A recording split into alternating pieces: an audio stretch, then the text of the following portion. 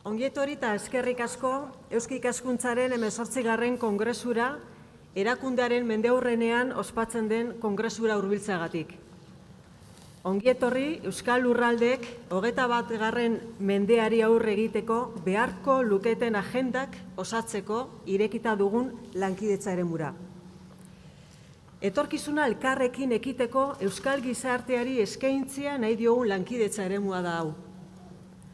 Saioari irekiera emateko, gurekin ditugu Miren Azkarate Anderea, Donostiako udaletik, Iñaki Dorronsoro, Eusko Ikaskuntzaren lehendakaria, eta Markel Olano jauna, Gipuzkoako diputatu nagusia.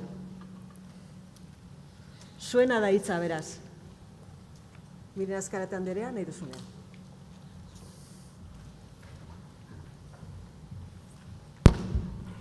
Egunon, eta lehenik eskerrik asko eta zorionak. Eskerrik asko ona gonbidatzeagatik Donostiako udalaren izenean, kasu honetan, baina baita neure izenean ere, eta zorionak mendeurrenarengatik. Baina holan etorrela pentsatzen ari nintzen, gaurko gizartean beti esaten dugula, egunetik egunera jende gehiago dela, gure artean 100 urte betetzen dituena eta 100-etik gora ere egiten duena eta etorkizuneko gizartean ez dakit zenbat izango ditugula 100 urtetik gorakoak. Baina 100 urte betetzeko modu asko daude. Bizirik jarrai dezakezu, baina iraun nolabait esateko eta aldiz sasoiko ere egon zaitezke. Eta nik uste dut Eusko Ikaskuntzak horixe erakutsi digula eta erakusten ari zaigula mendeurren honetan zehar.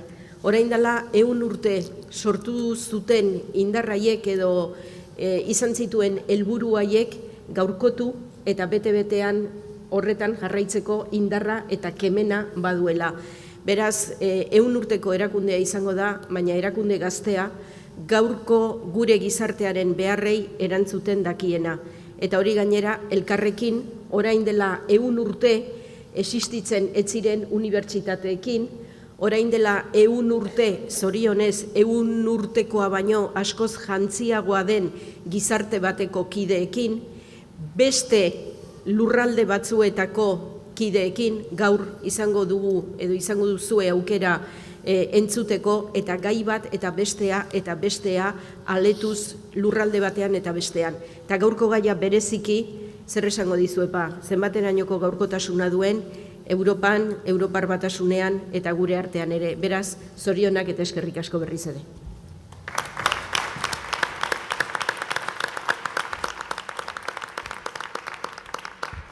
Mila esker zuri, Miren Azkarate Anderea. Iñaki, zure momentua, zure hitza.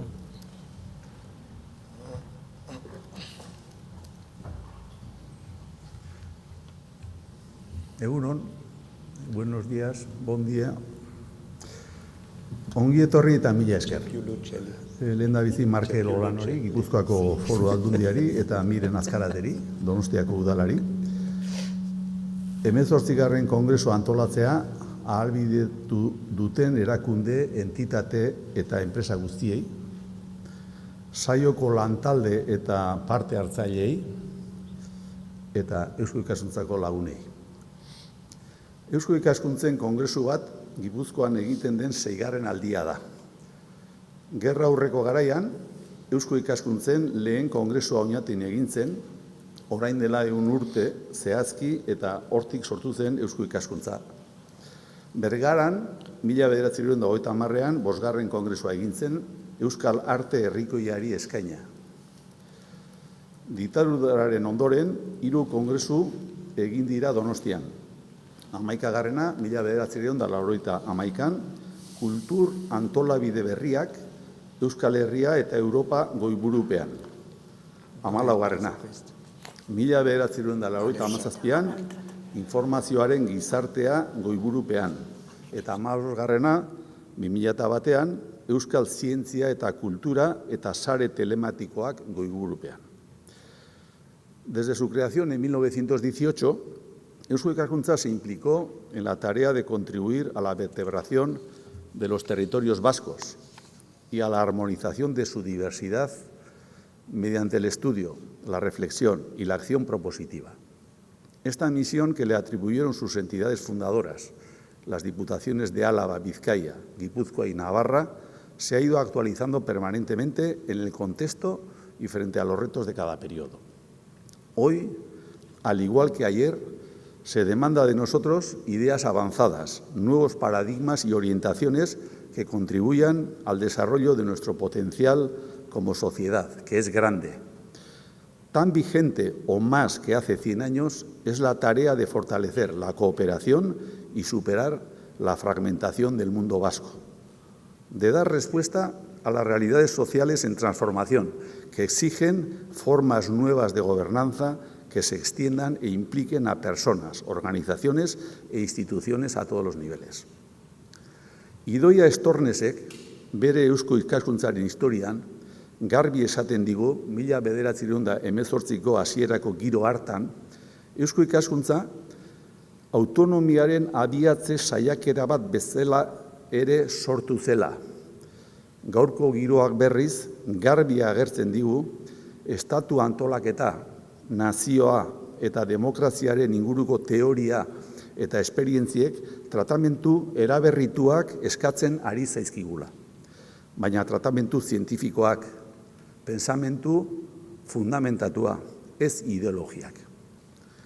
Zientifiko hitza erabili dut, eta segidan esan behar dut, edo utzidez izadazue mesedez, Georg Simmel, soziologo eta pentsalari Alemania handiaren hitz hauek onera ekartzea.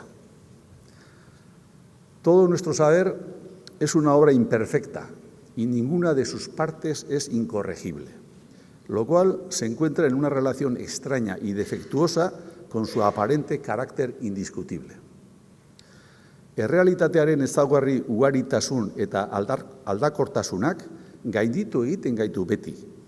Gure ulermenerako ahalegin guztiak kontradiziorako faktorez josiaz. Eta Simmelek honela jarraitzen du. Y son precisamente las abstracciones últimas y más elevadas, las simplificaciones y resúmenes del pensamiento, las que deben renunciar a la aspiración dogmática de agotar el conocimiento. Baina egun, badirudi, batzuentzat behintzat, estatua, nazioa, herria edo demokrazia bezalako goreneko abstrakzio horien inguruan, ezagutza eta ulermen prozesuak amaitua direla. Egi ofizialak eta arrizkoak bihurtu dituzte. Uste osoa dut, estenatiki honetan, eusko ikaskuntzak iraganeko teoria edo esperientzien inguruan hausnartuz, oraina aztertuz eta etorkizuneko erronkei buruzko ikerketak aurreratuz oso ekarpen sozial mamitsua egin dezakeela. Eta azken 2 urteotan, gobernantza demokratikoari buruz egin dituzuen eta gaurko saioan osatuko dituzuen lanak, herri honen ezagutza eta ulermen prozesu bukaezinari jarraipen sendo bat ematen diozuela. Bukatzeko, gure elkarteko lehendakari eta 6 urtez Gipuzkoako diputatu nagusi izan zen Julian Elortza Aizpururen hitzak ekarriko nahi ditut gogora 1931ko Euskal Estatuaren Estatutu Orokorraren aurreproiektua idazteko batzordearen lanak ixten esandakoak. Hau esan zuen. Eusko ikaskuntzak ez du inolako bandera politikoari jasotzen. Aitzitik, bere lanaren emaitza eskaintzen dio herrialdeari, eta herrialdeak nahi duen bezala hartuko du. Eskerrik asko.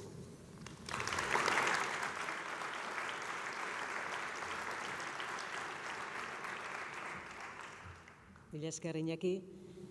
Markel, zure txanda.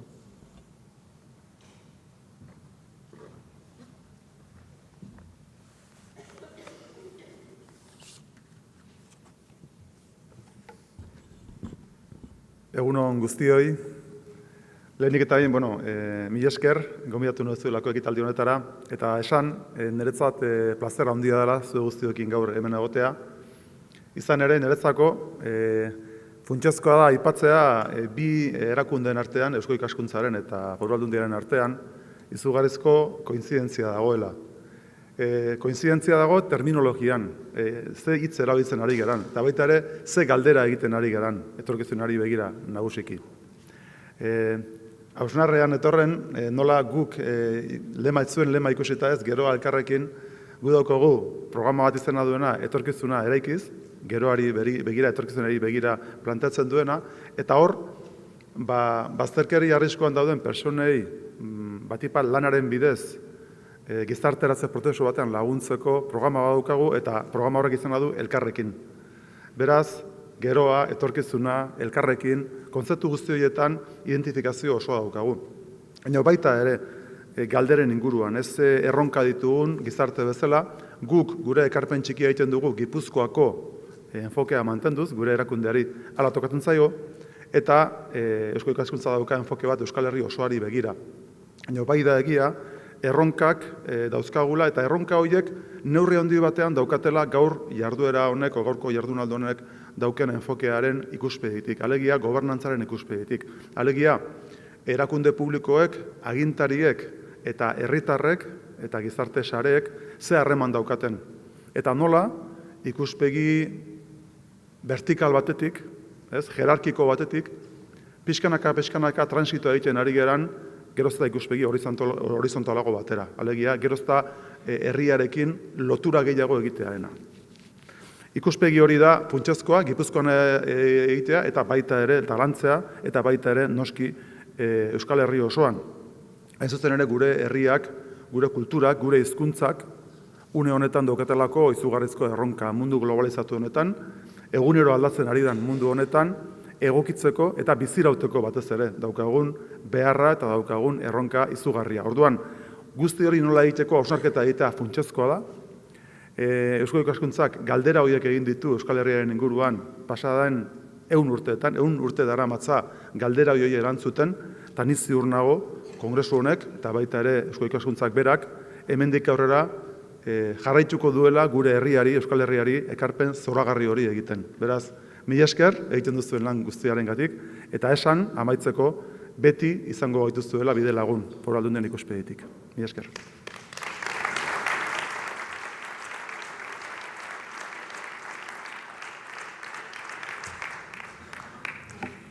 Mila esker, Miren Azkarate, Iñaki Dorronsoro, Markel Olano, gonbidatuta gurekin saioa aldu zuen minutuetan jarraitzeko.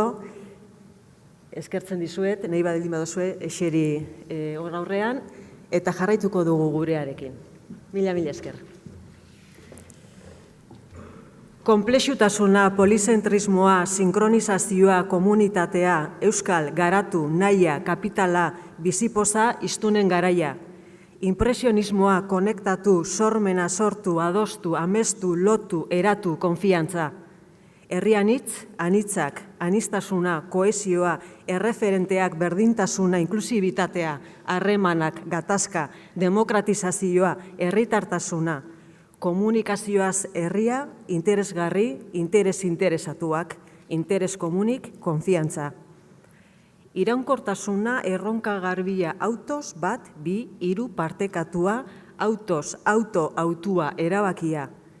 Etorkizunaren konspiratzaileak, kontrabandistak, ongizate, izate, herri, ekin, elkar, geroa elkarrekin. Hitz hauek, ideia hauek, besteren artean, ari da jasotzen handakagun sokatxoak, gure sokak. 18. Kongresuaren irudia simbolizatzen du. Esango genuke, kongresu honek biltzen ari den energiaren xurgatzailea dela, gauzatzen ari den guztiarekin elikatzen ari dena. Gure kongresuaren ibilbidearen lekukoa da. Ibilbide honen bukaeran bizidun bihurtuko dela esaten dugu, eta oinatin hitz egingo digula. Sokarekin elkartzen gaituen lokarria irudikatzea nahi dugu. Lotuz, elkartuz, elkarrekin nahi dugun geroa eraikitzeko. Espero dugu ere, sokak, kordak, konplexutasuna txirikordan ulertzen laguntzea. Lagundu ere lurraldeak lotzen, josten, lurraldetasuna lantzen. Mario Zubiagaritan eri gaurko kongresu saioa kokatzea dagokigu. Gobernantza demokratikoa gaurko gaia, baina goazen astera osotasuneko markoan kokatzetik. Kongresu honek izaera berezia du. Lurraldez lurralde, hiriburuz hiriburu, ari gara 3 urtetan landu ditugun gai desberdinen inguruan kongresu saioa gauzatuz. Gure lekukotxoak, lurraldez lurraldeko ibilbide honetan elkar lotzen gaitu, sokari helduta, sokan, dantzan elkartuko gara oinatin. Kongresu hau berezia da, historikoa, Eusko Ikaskuntzaren mendeurrenaren markoan kokatzen baita. Mende aldaketan jaio zen garai trumoitsuak ziren orduan, Eusko Ikaskuntza Foru Aldundiek sortu zutenean euskal kultura garatzeko baliabide egonkor eta iraunkor gisa. Herri honek bere baitatik egin beharreko hausnarketan laguntzeko sortu zen, etorkizun berri bat irudikatzen laguntzeko, arazo berriak, kezka berriak, oraindik jorratu gabeko bideak irudikatzen laguntzeko. Egoera berean gaude, berriro munduan kokatu beharrean gaude. Etorkizuna irudikatzen eta prestatzen hasi, elkarrekin hausnartu, geroan marraztu eta elkarrekin ekin. Gaur, orduan bezala, prest dago Eusko Ikaskuntza lan horretan laguntzeko. Eta erantzukizunez eta ausardiaz heldu genion kongresura iristiko ibilbideari. Mugarri simboliko indartsu honetara iristeko. Erronka berdina izanik, errealitate konplexuago bati eman behar genion erantzuna. Ezagutza gun askotan eta desberdinetan dago, deskonektatutako guneak, puntuak, eta horiek konexioan jarri behar dira, eta jartzeko laguntzeko prest dago Eusko Ikaskuntza. Konplexutasunaren txirikordak ulertu eta ezagutu egin behar ditugu ere. Euskal lurraldeen kohesio eta elkarkidetza izpide 2 urte luzi ari gara lanean. Nahi dugun etorkizuna eraikitzeko bideak aztertuz, arloz arlo eta horiek gurutzatuz. Sozioekonomia, euskara, euskaraz garatzea nahi duen komunitatea, gizartea, aniztasuna eta kohesioa, eta gaurkoa, gobernantza demokratikoa. Horretarako garbi genuen orainaren mugak eta aukerak zedarritzetik hasi behar ginela, eta etorkizunerako proposamenak eta agendak irudikatzeko bideari eman behar geniola. Diagnosia bai, etorkizuna eraikitzeko proposamenak ere bai. Kontzeptu mapa eta diagnositik liburu berdea deitzen dioguna abiatu ginen. Adituak eta arituak mintegi desberdinetan elkartuz gaiak definitzen hasi ginen. Diagnositik, esan dudan bezala, eszenatokiak, proposamenak eta agendak proposatzeko bidea egin dugu. Liburu zuri baterako oinarriak eskainiz. Oinatin, azaroaren 23an aurkeztuko dena eta gaur gobernantza demokratikoarekin lotutako ispi batzuk ezagutuko dituzuenak. También teníamos claro que este proceso tenía que responder a una lógica acumulativa. Sumar ideas, perspectivas, narrativas territoriales, tipos de conocimiento, sensibilidades, y también impulsar un proceso deliberativo fundamentado en 4 legitimidades: ciudadanía, agentes sociales, instituciones y academia. Ez naiz gehiago luzatuko, honena, hau guztia hau ikustea eta sentitzea, mesedez, bai bideoa alduzu.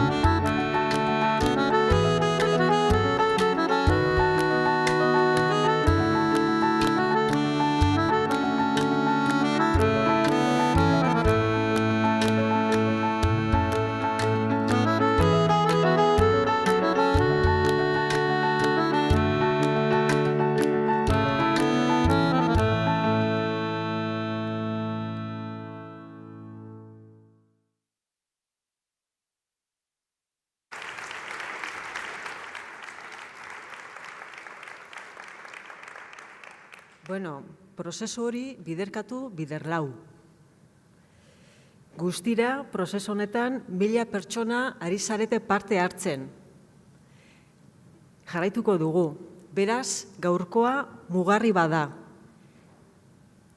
Gonbidatuta zaudete ibilbidea jarraitzeko, gaur egingo dugun ariketa hor gehituko da, hortik sortu den guzti hori gehituko da, eta irekita dago 2019an jarraitzeko ariketa hau. Beraz, aprobetxatzen du esateko, energia guzti horri gehitzeko aukera dakazue, gehitu parte hartuz eta gehitu bazkidetzen ere, zergatik ez esan, ezta? Bazkidetu eusko ikaskuntzari indarra emateko eta babesa emateko. Eta guazen poliki-poliki gaurko gaia kokatzera.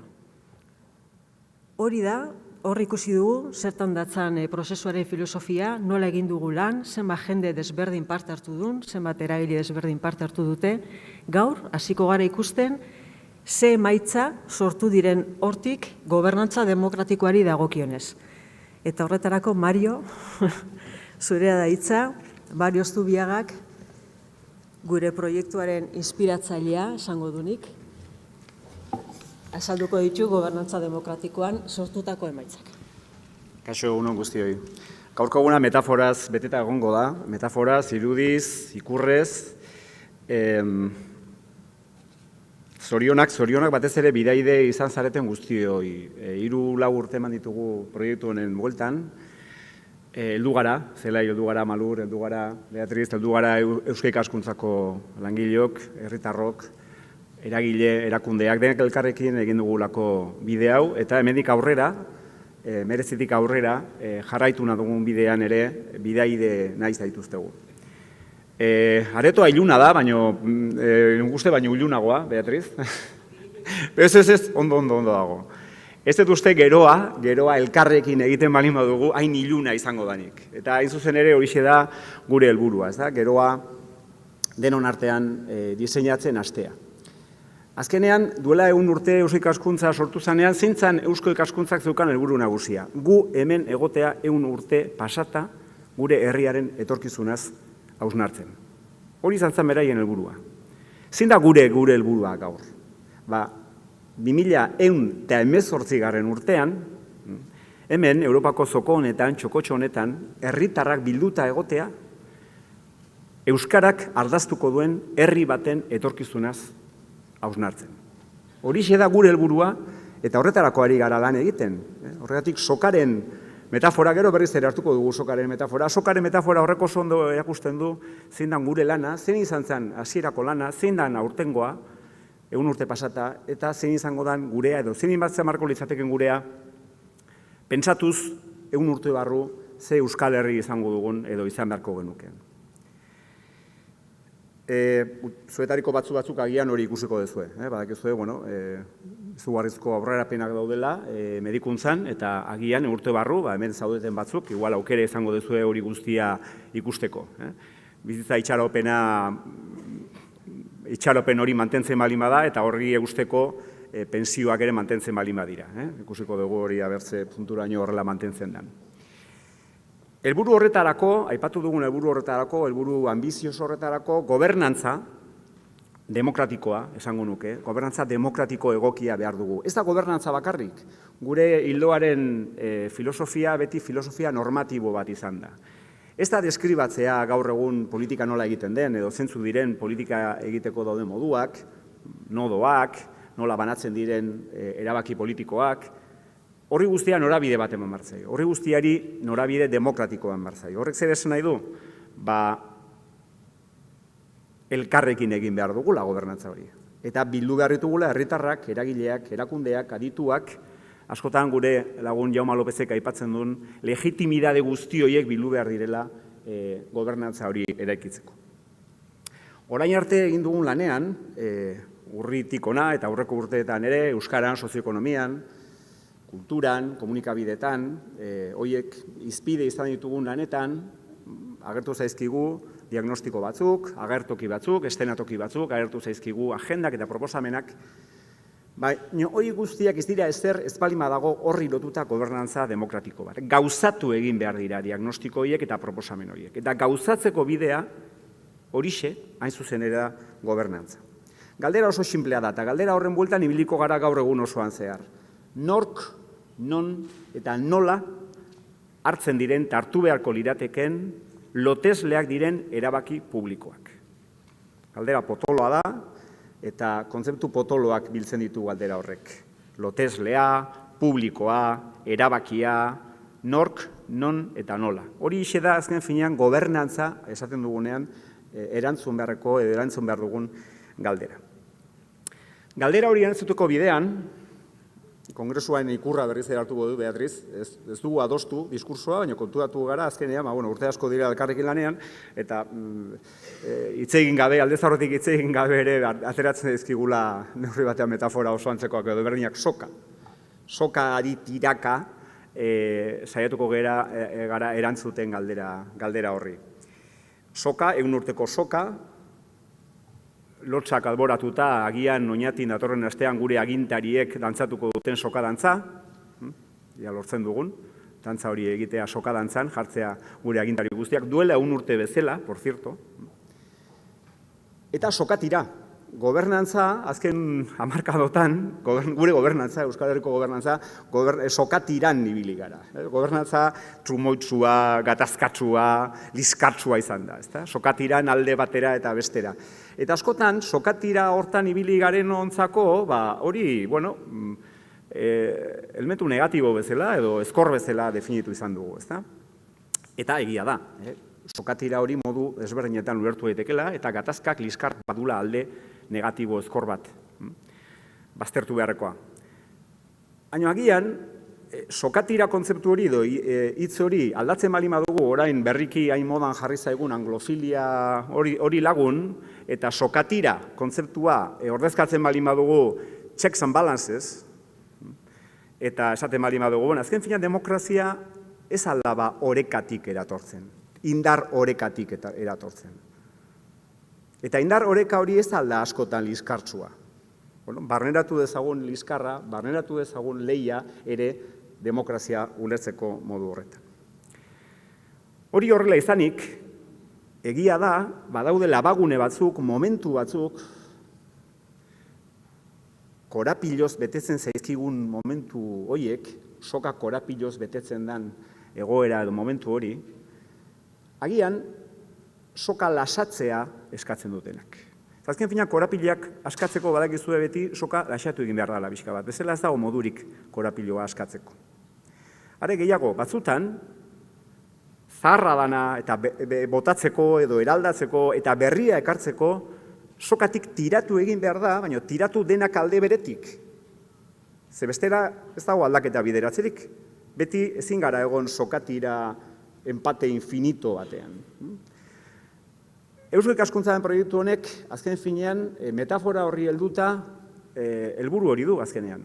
Bada unea, abagunea, lasatzeko sokatira hori, dauzkagun korapiloak askatzen hasteko, eta albaldin bada, elkarrekin geroa ekartzeko, denok tiraka egitea alde beretik. Posible da hori egitea?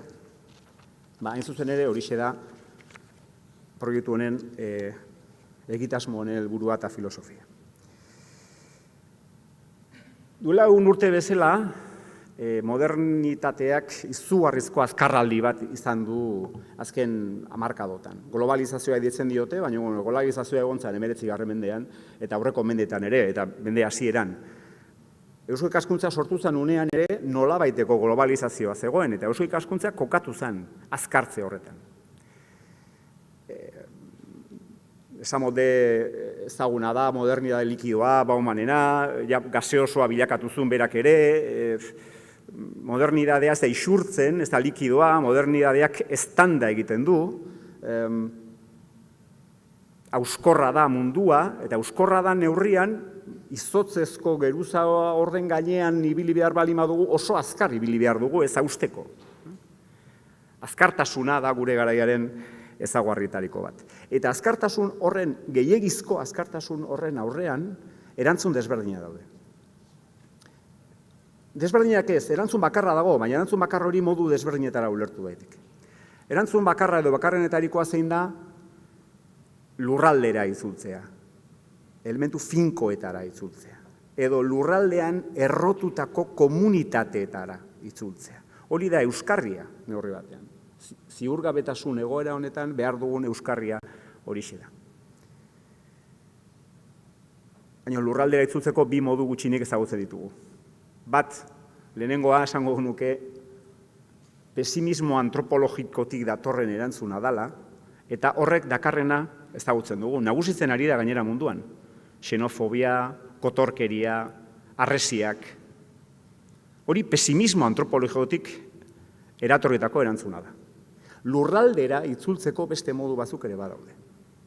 Eta hemen, gure proiektuaren erdigunean dagoen autu optimista da, baikorra da. Lurraldeak eta komunitateak ulertu daitezke askatasunen, eskubideen, berdintasunaren, solidaridadearen eta kohesioaren izenean, eta hori garatzeko eremu bezala ulertu daitezke.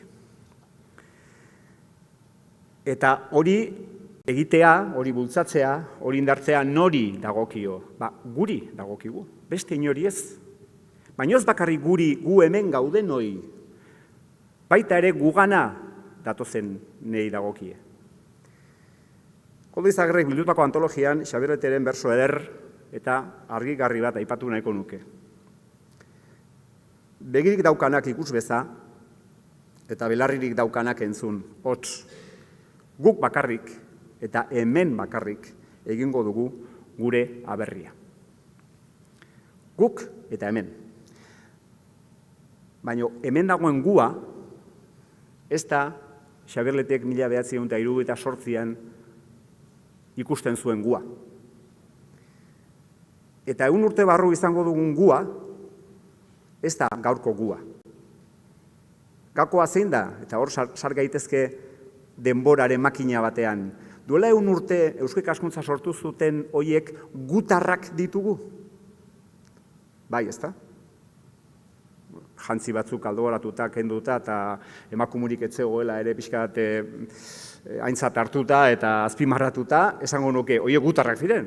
100 urte pasa dira eta gutar gisa hartzen ditugu hoiek guztiak. Zein da gure lana? 100 urte barru, gutarrak izatea haiek gurekiko eta alderantziz. Hori da neurri batean gure lana. Gu hori aldatzen doalako aldatu gabe. Edo nahi baldin bazua funtsean aldatu gabe, ez dakiz nu dagoen funtsa, baina funtsen bat badago. Soka hortan badago zeo zer hori guztiak lotzen dituen. Bueno, sarreatxo hau eginda, sartuko naiz ja, ze hori ikusten Beatriz ja keinuak egiten, eta ez dugu denbora galduko edukian sartu behar galelako azkenean, gobernantzaren edukian. Labur, ze hau guztia eskure esango dezue, eta azkenean bi urteko lana, gurbilduko naiz pixka bat, zagia mikrofona martxan dakaten, 2 urteko lanaren laburpena egitea ez da erresa, eta are gutxiago prezi batera ekartzea eduki guztiak. Azken finean hemen daukagun materiala dalako, 2 urtetan egindakoa, adituek esandakoak mintegietan, adituen kontrastea herritarrekin, eragile sozialen, politikoen proposamenak eta eszenatokiak, hori guztiak biltzen saiatu gara. Eta saiatu gara biltzen bloke desberdinetan. Hau izango litzateke lehenengo atala.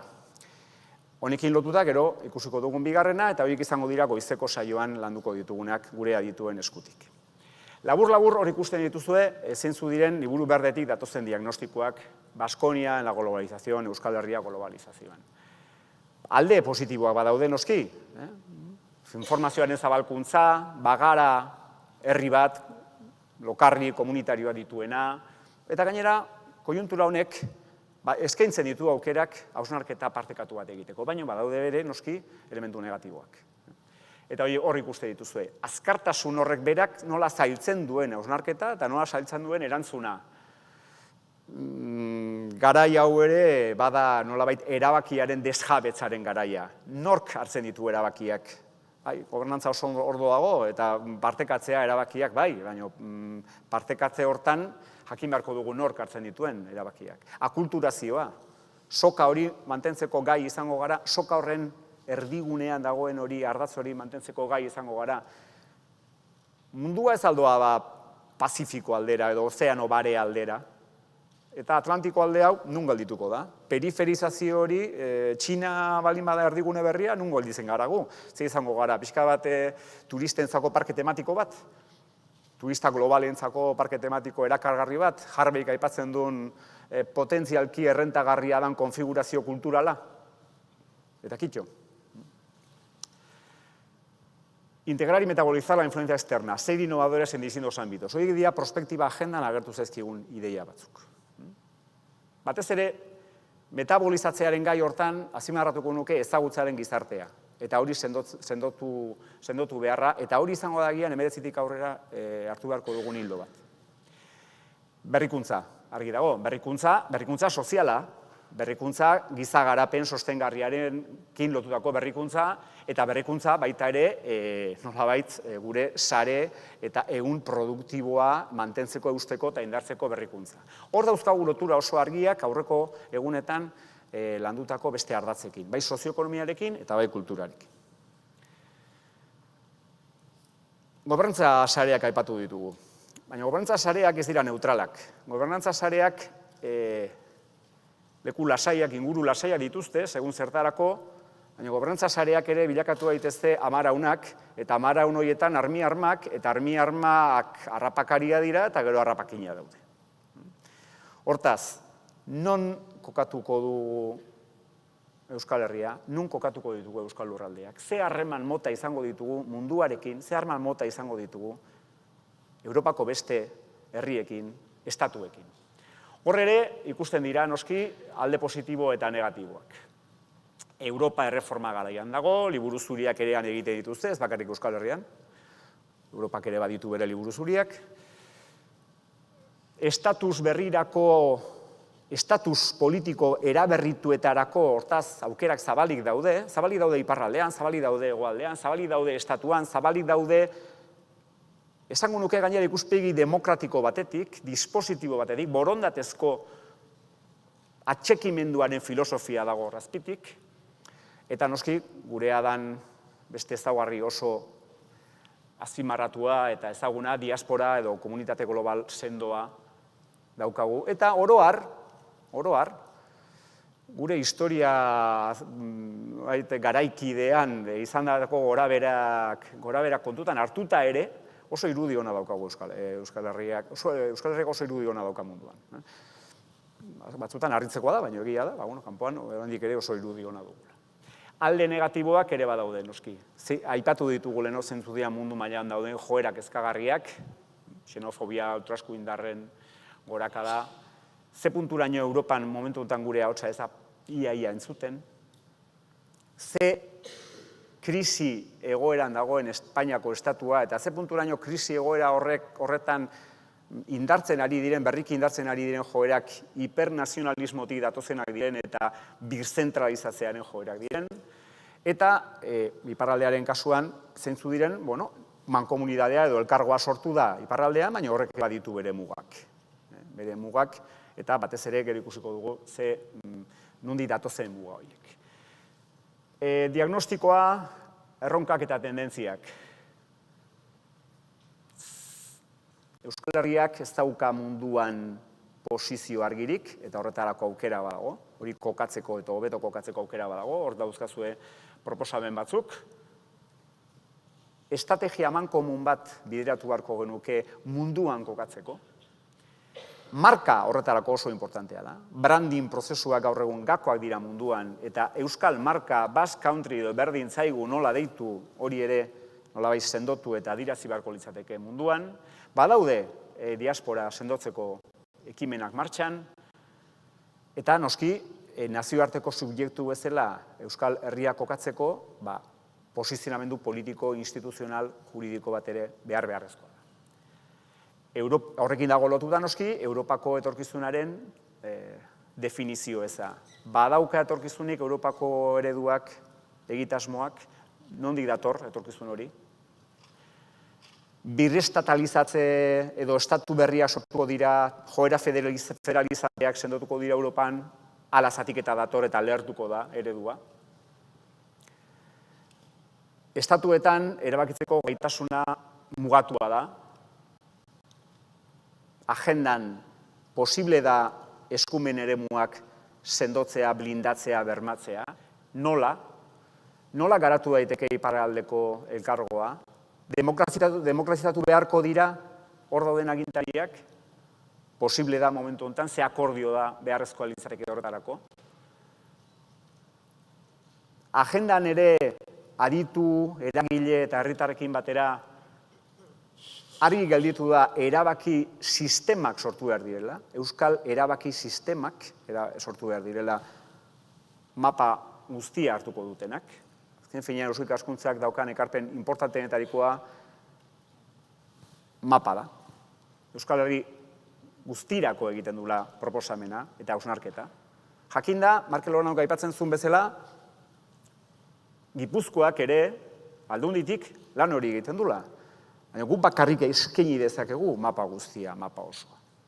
Eta azkenean, lurraldeen arteko harreman mugatuak. Bi gai hauek, bai kohesioari dagozkionak eta bai demokratizazioari dagozkionak, horiek arratsalderako utziko ditu. Labur-labur, ez hain labur, behar bezain labur, baina saiatu naiz bi urtetako ibilbidea irudi gutxi hauetan jasotzen. Eta, hemendik aurreraia, gure adituen lana izango da, eta adituek lagunduko digute kokatzen agenda horiek une honetan Euskal Lurraldeek behar duten eta espero dituzten behar izanetara. Mila esker.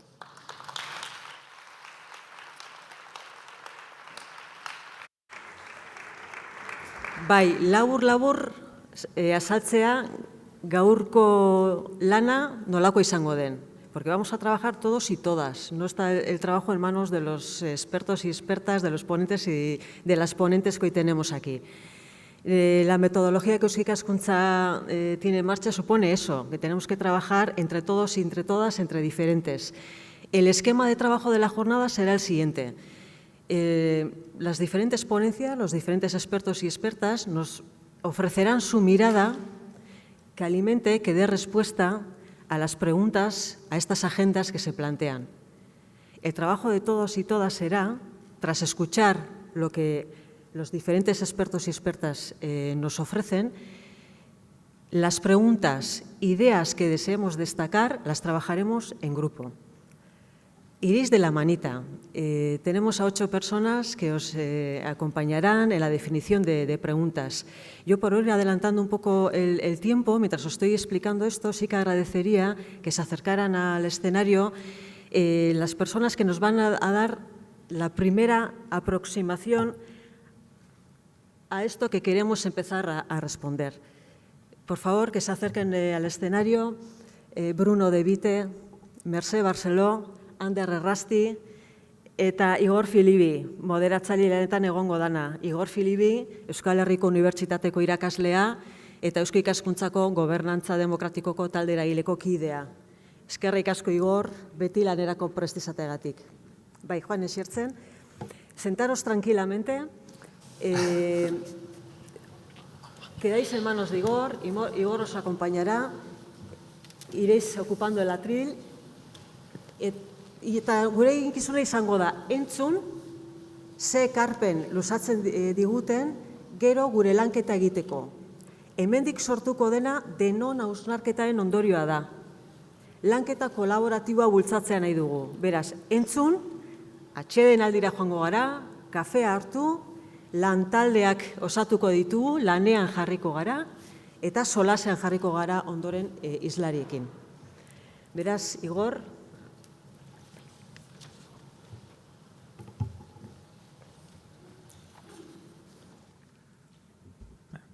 eskerrik asko. Egun on guztioi. Bueno, pues me ha tocado el placer de presentar a 3 ponentes magníficos.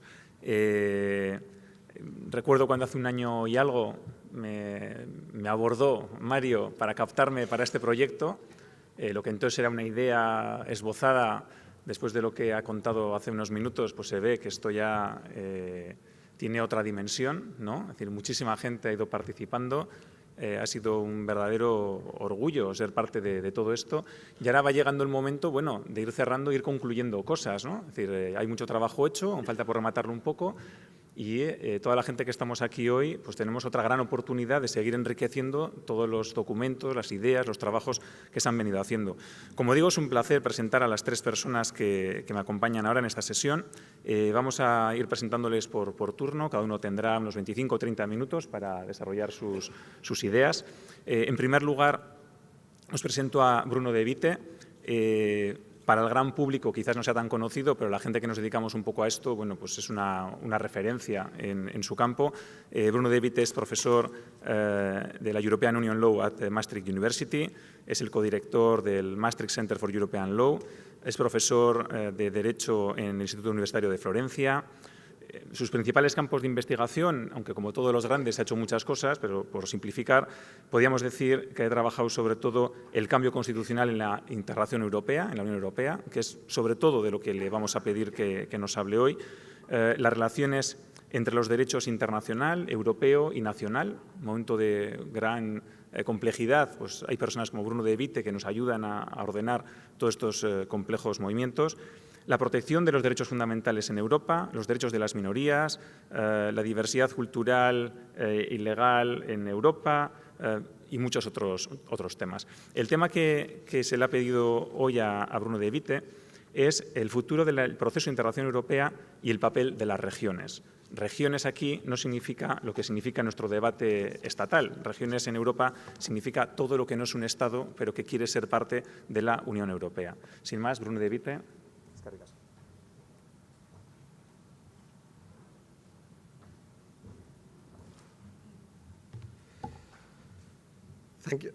Thank you for the introduction, and thank you for the invitation, and especially for the privilege to speak in English as the only one today. I'm a bit embarrassed by this, but I couldn't give my talk in Basque, and I couldn't even do it in Spanish. So thank you for allowing me to speak in English. And I would like first to congratulate Eusko Ikaskuntza for the 100th anniversary. Even with the progress of medical science, not many people and not many associations get to 100 years. And I'm sure that the people who started this, who initiated the society, would be proud today. If they could be here, they would be proud of what you have achieved, of what people have achieved here in these 100 years, proud about the strength of the Basque language, proud also about the liveliness, I think, of civil society here. So congratulations for that. And I would like to start my intervention by recalling another anniversary. 2 weeks ago, on the 1st of November, I was in Maastricht, city where I work most of the time, to celebrate the 25th anniversary of the entry into force of the Maastricht Treaty. And, in Maastricht, they like to celebrate, a bit like here, I think. And so we had already celebrated 25 years of the Maastricht Summit, which took place in December 91. Then we celebrated 25 years of the signature of the Maastricht Treaty, which happened in 92.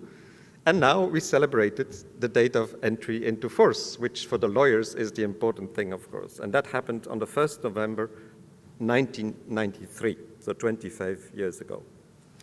So I will start from the past to talk at the end of my intervention about the future of Europe.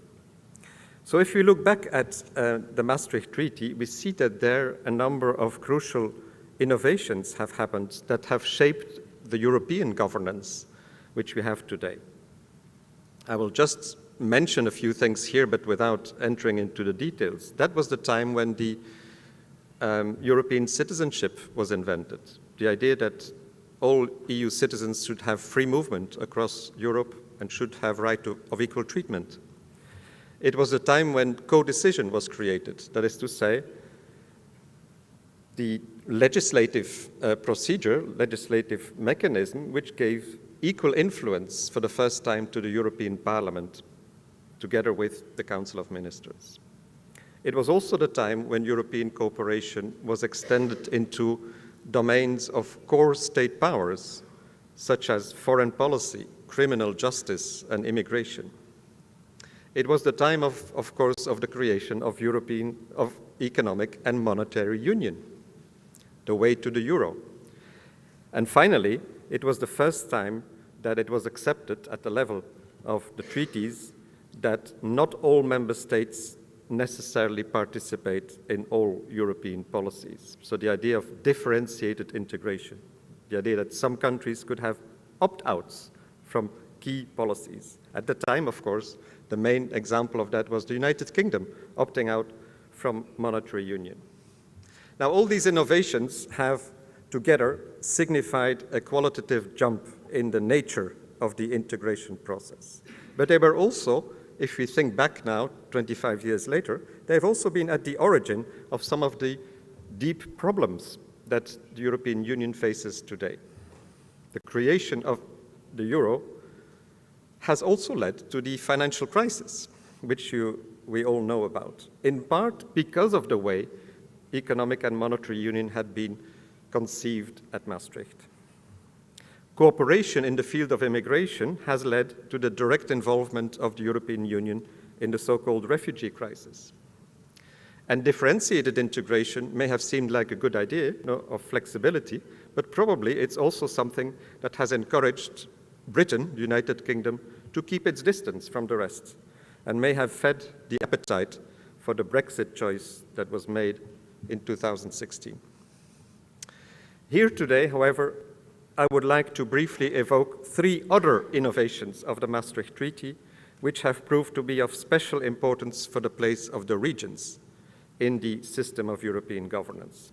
And three innovations which, again, 25 years later, are still important for understanding this question. And these are respect for national identity, respect for subsidiarity, and respect for cultural diversity. And I repeat the word respect 3 times here, because in my conclusion, I will come back to this, to why I think this term of respect is important to understand the significance of the European Union for the regions. Now let me start with this idea of the protection or the respect for national identity. We all know that from the beginning, when the European communities were created, they had to work with their member states, okay? The European communities and the European Union today depend on the cooperation of the member states for the effective application of European policies. And because the European Union needs that cooperation, it has avoided to interfere with the institutional and constitutional structures of those member states. So, for a long time, the position of Europe has been described as one of constitutional blindness, of not seeing, how the member states organize their own domestic system. The founding treaties of the European Union didn't say anything about the basic constitutional features of the member states. They could be republics or monarchies, they could be unitary, federal, regional, or decentralized states. They could have a parliamentary or a presidential form of governments. Any of these choices were and are acceptable. So this is, you could call this the principle of constitutional autonomy. And what the Maastricht Treaty then did is to add a little sentence that sort of formally recognized this by saying the Union, I'm quoting now from the text, the Union shall respect the national identities of its member states whose systems of government are founded on the principles of democracy. Now, it wasn't very clear what that meant, but the reason, I think, why it was introduced in the treaties at that time was precisely because the Maastricht Treaty transferred so many new competences to the European Union. It was such a massive jump forwards that as a sort of compensation, the member state governments who made the Maastricht Treaty said, we should also insert a kind of protection here for our national identity, a protection for the fact that we will remain sovereign states, that we are not going to move towards a federal European state, United States of Europe. Now, with the Lisbon Treaty 10 years ago, that notion of identity became more prominent, and it was also becoming more specific, because the new treaty article, which is now Article 4, Paragraph 2 of the Treaty on European Union, says that national identity is what is inherent, I'm quoting from the text of the treaty, inherent in their fundamental structures of the member states, their political and constitutional structures, inclusive of regional and local self-government. So, national identity here is not so much concerned with cultural identity or specificity or a sense of belonging. It's all about political and constitutional systems. And for the regions, there is a double message here, I think. On the one hand, yes, the European Union must respect regional self-government where it exists, meaning that its policy must be sensitive to the existence of regions and to the particular characteristics of the regions. You know that certain regions are different from others, that you have legislative regions, such as Euskadi, and then more administrative regions, like the ones in France. But what is protected, and that is the downside, is regional self-government as recognized by the constitution of each member state. That is quite clear in the text. So it's not regional self-government as such, which is considered to be a value worth protecting. It's only regional self-government as recognized by the constitutions of each state. And therefore, when we saw recently the reaction of the European Union institutions to, for example, the Scottish and Catalan independence projects, we saw that the European Union was reluctant, to say the least. Now, with the Scottish independence referendum, of course, things were different because that had been organized with the approval of the government in the United Kingdom, in London.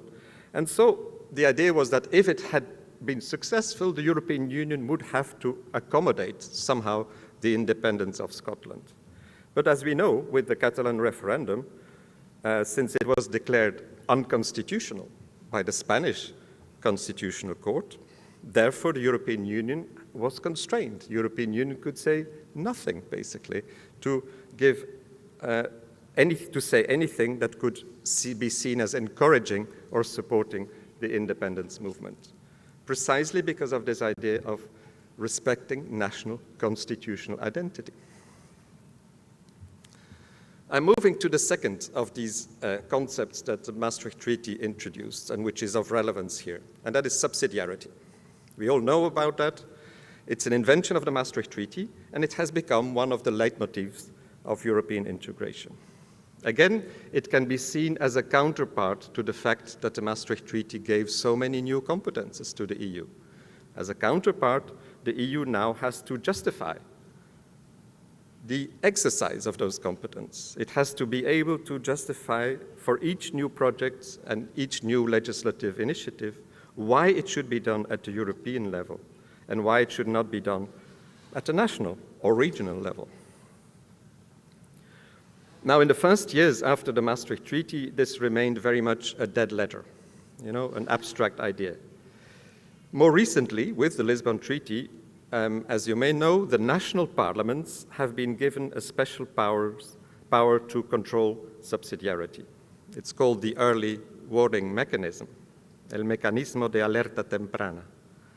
So national parliaments can react to proposals of the European Commission saying the EU should not be doing this. They should leave that to us, to the member states. Again, from the point of view of the regions, subsidiarity is an ambiguous value. On the one hand, respect for subsidiarity implies indeed also respect for the capacity of the regions to solve problems by themselves without interference by the EU. But the special task to monitor the respect of subsidiarity is given to the national parliaments. And it's true that the Treaty of Lisbon added that each national parliament should consult, where appropriate, the regional parliaments with legislative powers. But that is, again, within the discretion of each state to do this. And in Spain, for example, there is some kind of system whereby regional parliaments can submit an opinion on subsidiarity about EU legislative projects, which is then transmitted to the Cortes. But then it depends on whether the Cortes, the national parliament, will decide to send a reasoned opinion to Brussels. If they say everything is fine, then also the opinion of the regional parliaments will not be transmitted. So again, very limited involvement. Finally, the third element, the third notion that came up with the Maastricht Treaty is that of cultural diversity. Or more precisely, the idea that the European Union should respect cultural diversity. This idea was again given much more salience in the Lisbon Treaty, because now this is one of the main objectives of the European Union. It is written in Article 3 of the treaty. So it's clear also that what is meant by diversity is in fact both national and regional diversity. Both of them have to be respected by the Court of Justice when it interprets EU law, by the political institutions of the EU when they take decisions. And we see also the reflection of that. I will give you just one example, which is the example of the field of state aid. That is to say, the system whereby public financial support by states or by regions to specific categories of firms can be controlled by the Commission. So the Commission can prohibit state aid if it considers that it affects competition in the internal market. Now, what is clear is that in the field of culture, that is to say state support, financial support to the cinema, to the theaters, to book production, translations, etc., the European Commission has taken a very much hands-off approach. And we can see that with many examples actually of support schemes of the Basque region here, of Euskadi. They have submitted many of these schemes to the European Commission, the aid scheme for the promotion of the Basque language in film production, in theater production, the promotion of the Basque language in the workplace. All these things have been proposed by the Basque government to the Commission, and the European Commission has always said, fine, okay? This may be support to particular companies involved, but it's for the good cause of protecting cultural diversity in the European Union. So that's good, but it's, again, a sort of negative role for the European Union of not interfering with what happens in some regions. The positive dimension, namely support of the European Union to cultural diversity, is very modest. There's a small financial support, if you want, from the European budget, but what the European Union does not do is to tell the member states how to deal with cultural diversity. So if you have a country like Spain, where regional culture is recognized to a large extent, where regions support their own particular culture, the European Union is not going to hinder that. But if you have a member state that does not recognize the use of minority languages, for example, take the example of France across the frontier here, then there's nothing that the European Union will do to change that.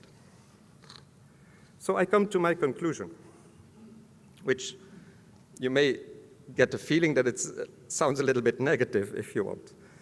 I don't want it to be too negative. I think that the current European governance system has to some extent absorbed the reality of regions, of regional autonomy and cultural diversity. It's much more present today than it used to be. But it is, and that is, I think, the fundamental point I want to make here, it is within a framework which is defined by each member state separately, a framework which the European Union basically has to accept as a given. So that's why I was mentioning this term of respect for. So what the European Union has to do is to, it has this negative duty. It has to respect regional autonomy where it exists. It has to respect cultural diversity where it is already recognized at the national level. So it's not the same thing as actually actively protecting these values. It also does not mean that regions should be given an active role in EU policymaking. Now, some regions have obtained a very active role in European policymaking. For example, in Belgium, the country is represented in the Council of Ministers of the European Union by a regional minister when the subject is one that falls within the competences of the Belgian regions, for example, in the field of the media or education or regional development. But that is because Belgian constitutional law requires this.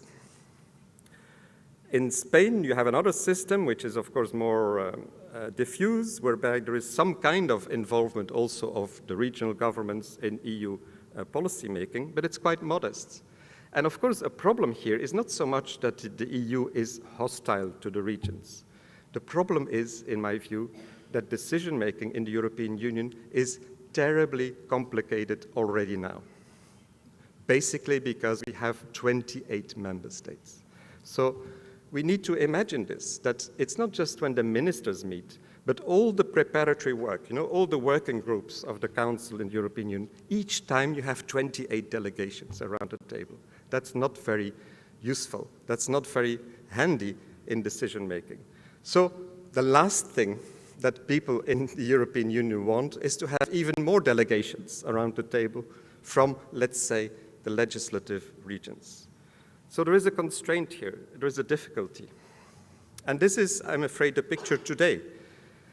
And it's not going to change. So when Mario said earlier on, Europe is in a phase of reform, I have my doubts about that.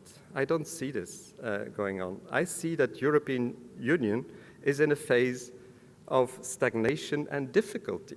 It has to deal with a number of large challenges, difficult challenges. We all know them. How to stabilize the Eurozone, how to avoid new financial crises to arrive, how to deal with Italy at this point of time, how to ensure an orderly Brexit, how to develop a coherent common migration policy for Europe, how to deal with the illiberal democracies in Central and Eastern Europe, Hungary, Poland, Romania, perhaps. How to ensure the survival of mankind in the face of climate change. So these are huge challenges, and the European Union is not in a very good state, politically speaking. So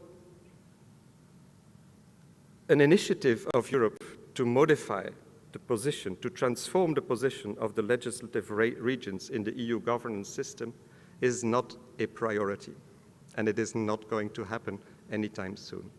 Which leads me to conclude, actually, by going back to something else that Mario was saying earlier on. The impulse for the reform of democratic governance has to come from below. It's from below, it's from here that the impulse for changing the quality of democratic governance has to come. Don't expect it from Europe. Thank you.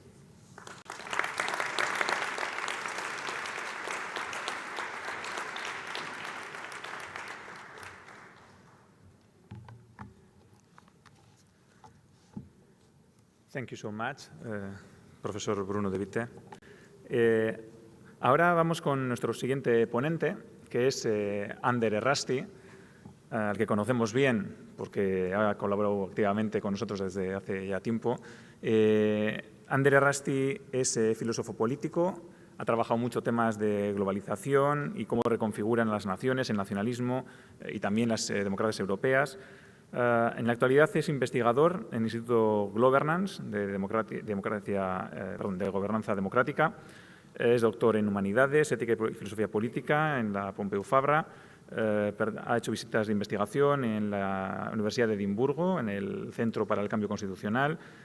También ha hecho visitas cuando era estudiante de doctorado en la Universidad de Oxford. Y en la actualidad también pertenece al programa de Young Policy Leaders del Instituto Universitario de Florencia. El tema que nos propone hoy es Euskal Herria eredu demokratiko gisa, lurralde kosmopolitizatuen gobernantza eraikitzen.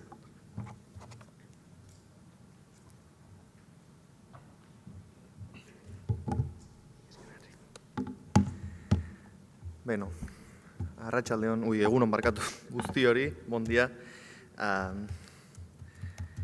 Ez da erronka erraza, Roger Federer eta Serena Williams artean aritzen denak, beti dauka olako pixka txikitzeko joera, baina, espero dut entzun berri dugun hitzaldiaren tamainako gogoeta edo behintzat kololario bat egiteko kapaz izatea.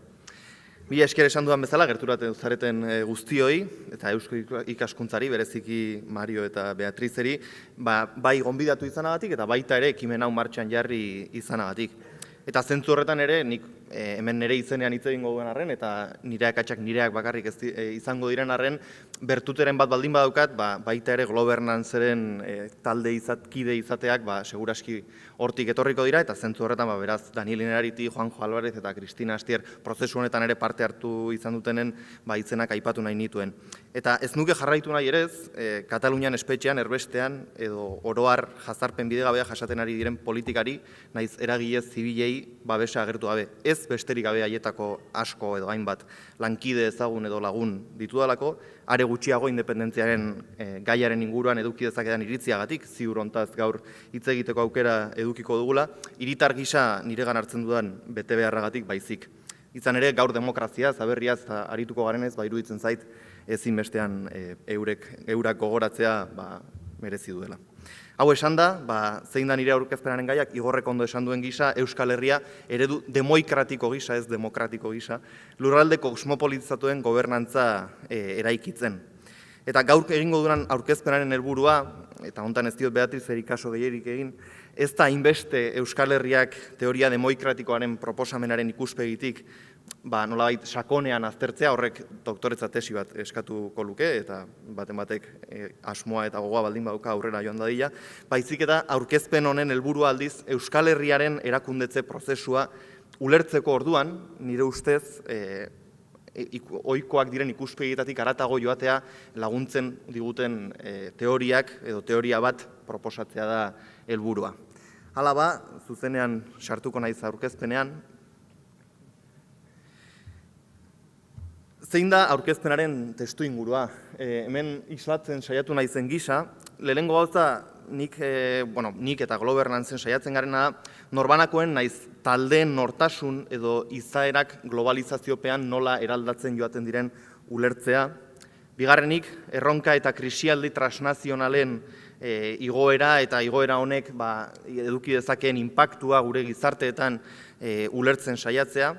Hala ere, eraldaketa prozesu honetan estatu nazioaren nagusitzak edo iragantzak nola mantentzen den ulertzen saiatzea, eta azkenik ere erakundeak antolatzen dituzten printzipio eta ikuspegiak berritzeko behar hori nolabait sustatzen saiatzea. Eta zita bat jarri dut, Daniel Ineraritirena, iruditzen zaidana nolabait guzti hau jasotzeko gaitasuna duena, eta hola dio. Komunitate errefleksibo eta postkonbentzional bat gure buruari besteen alde uko egiteko pres gauden ura da. Ez besteak betidanik gure taldeko izan direlako, haien interesak, partekatzen ditugun arriskuak eta haiekin garatu ditugun ekimenen ondorioz, dagoeneko gure zati bat bilakatu direla ulertu dugulako baizik. Hau izango litzateke nolabait aurkezpenaren oinarria edo funtsa, eta eraldatze prozesua ari garen ez, gustatu izan dut beti irudi hau agertzea ez. Gure erakundea, Globernanz, Aieteko jauregian dago, eta ikusi dezakezuen antzera, 1940ko hamarkadan, Aieteko jauregian biltzen zirenak, Frankoren gobernu kideak izan ohi ziren, Franko berarekin, eta orain aldiz, zinema eta giza eskubideen ekimenak garatzen ditugu, bake prozesuan ere garrantzitsua izan zen nazioarteko bilkura bertan izan zen ere, beraz, nik uste argazki honek nahiko ondo ilustratzen duela nola garai aldaketa batean sartuta edo murgildurik gabiltzan. Beraz, gaurko aurkezpena nolabait testu inguru horretan finkatzen saiatuko nintzateke, eta 4 puntu nagusitan zentratu dut.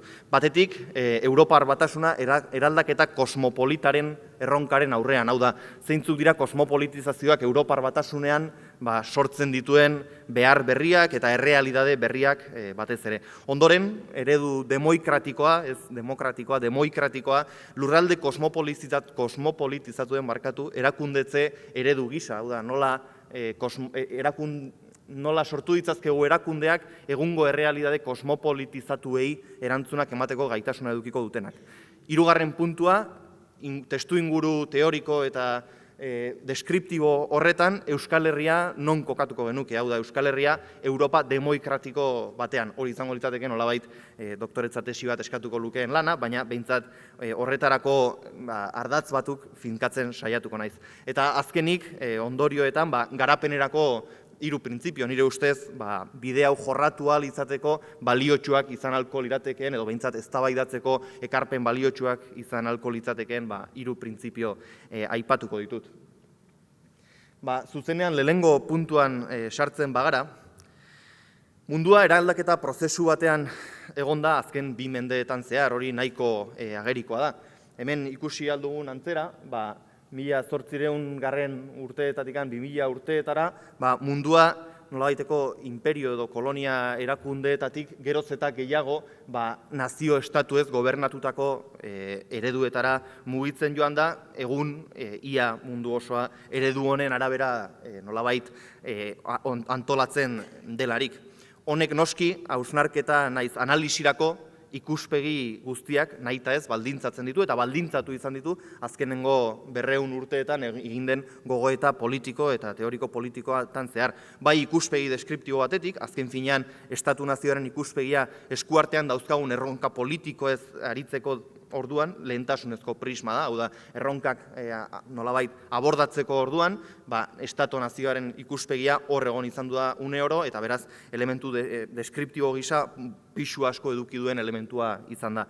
Bestetik ikuspegi normatibo batetik, hau da, filosofia politikoan beti egin izan hori da diferentziazioa domestik eta beyond bordersen arteko dikotomia, barnean gertatzen diren gauzak eta kanpoan gertatzen diren gauzak, non barne eta kanpo dikotomia hori batez ere nazio estatuek diferentziatzen duten, ez?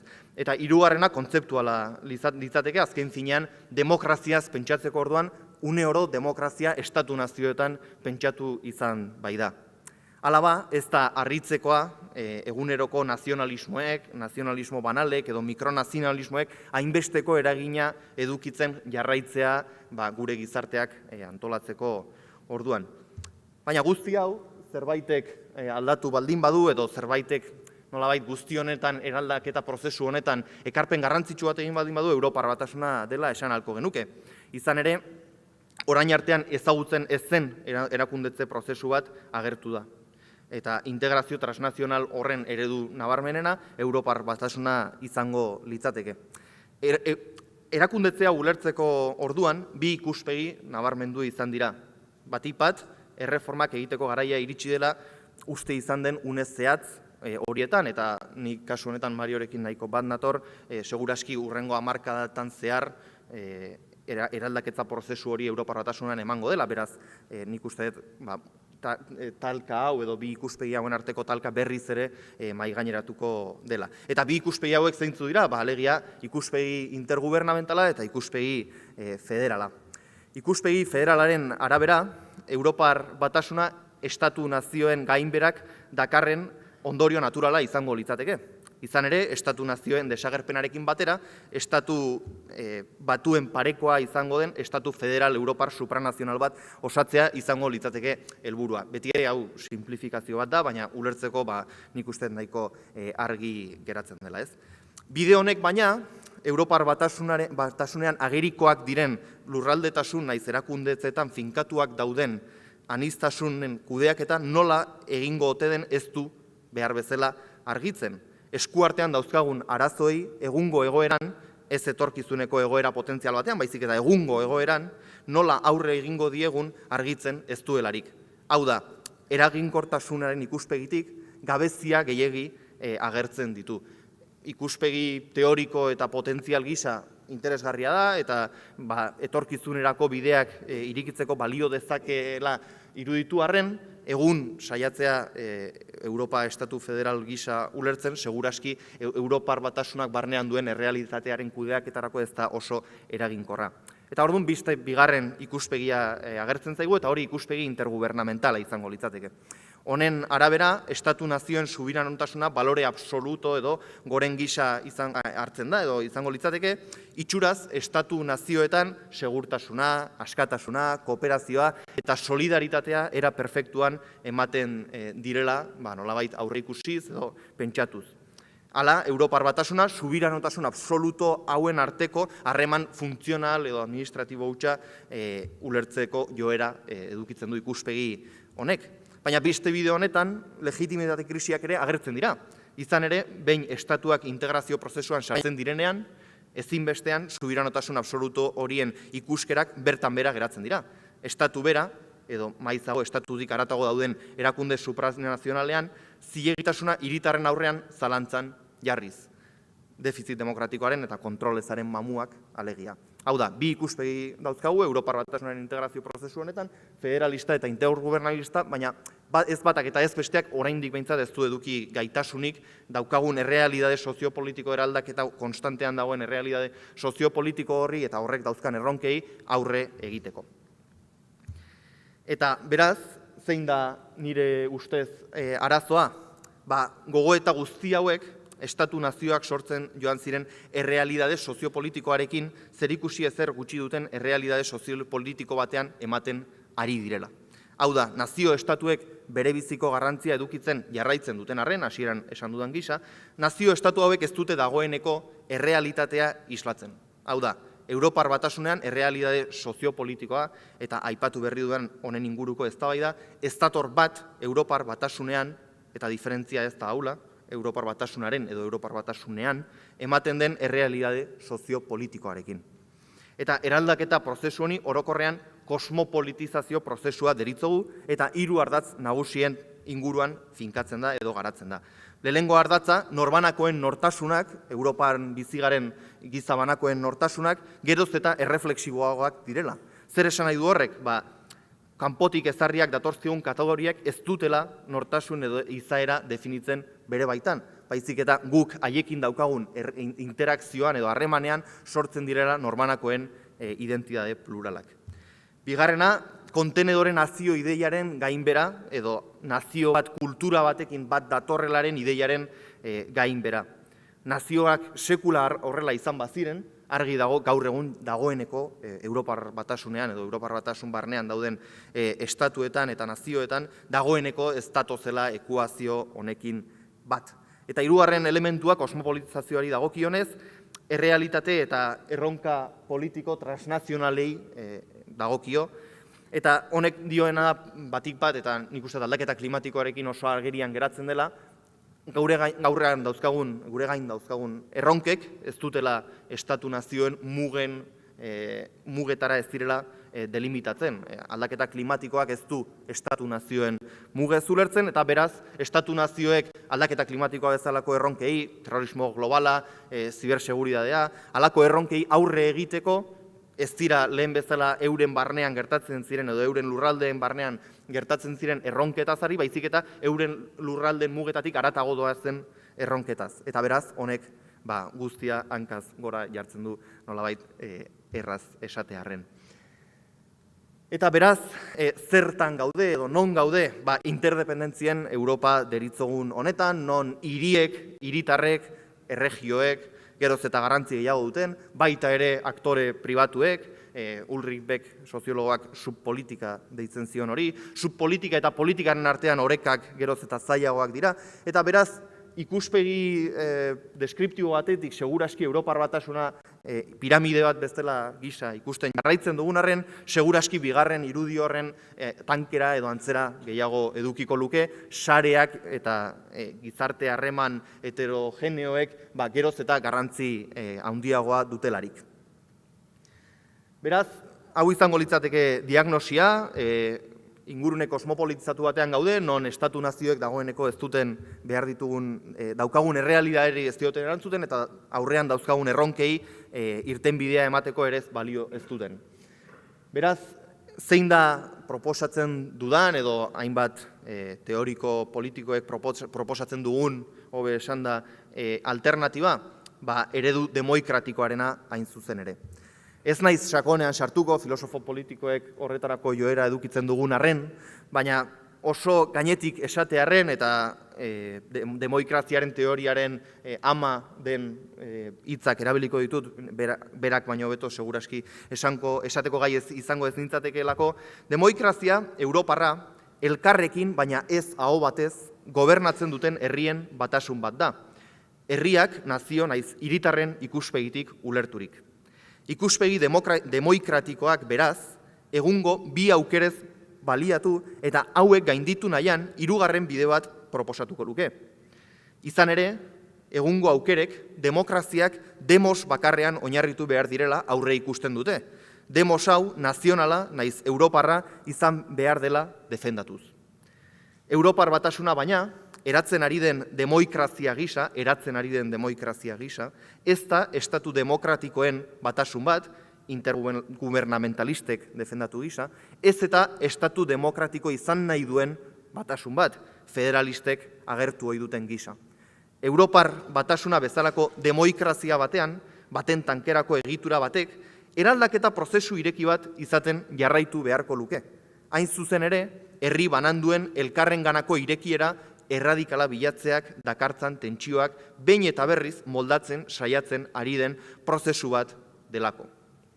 Hau izango litzateke beraz, Kalipso Nikolaidis irakasleak demokraziaren inguruan egiten duen definizioa, baina grafikan agertzen duen gisa, Kalipso Nikolaidis irakasle berak, ikusten da ez, bi elementuen arteko tentsioa edukiko genuke, alde batetikan estatu soberanoak diren demos horien boterea edo indarra alde batetik, eta bestetik estatu federal Europarra izan nahi duen demos horren boterea edo indarra.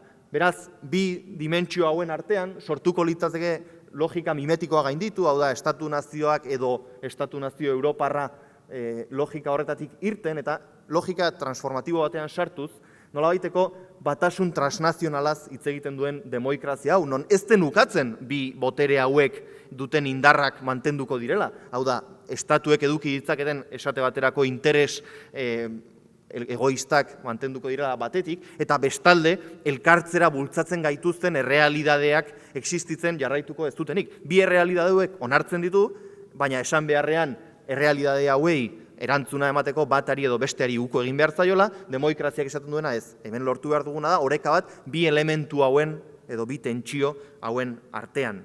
Eta tentsio horrek beraz, esaten duena da, demosak, estatu edo nazioetan egoten jarraituko dute, baina demos horiek elkartzen diren unean, demokraziarik ez dagoenik esateak ez du zentzurik. Demokrazia batek demos pluralidade bat jasateko gaitasuna duelako. Bai ikuspegi deskriptibo batetik, estatu konposatuak horren eredu izango lirateke, eta bai ikuspegi normatiko batetik, eta hontan bai ez naizela sakon sartuko, baina eztabaidatu daitekeen arren, behintzat ez dago guztiz argi, demokrazia batek demos bakar bat teorian ere eskatzen duenik. Deskriptiboki argi dago ez teorian, batzuk uste dugu ez da ere horrela ez dela. Eta hori zergatik uste dugu,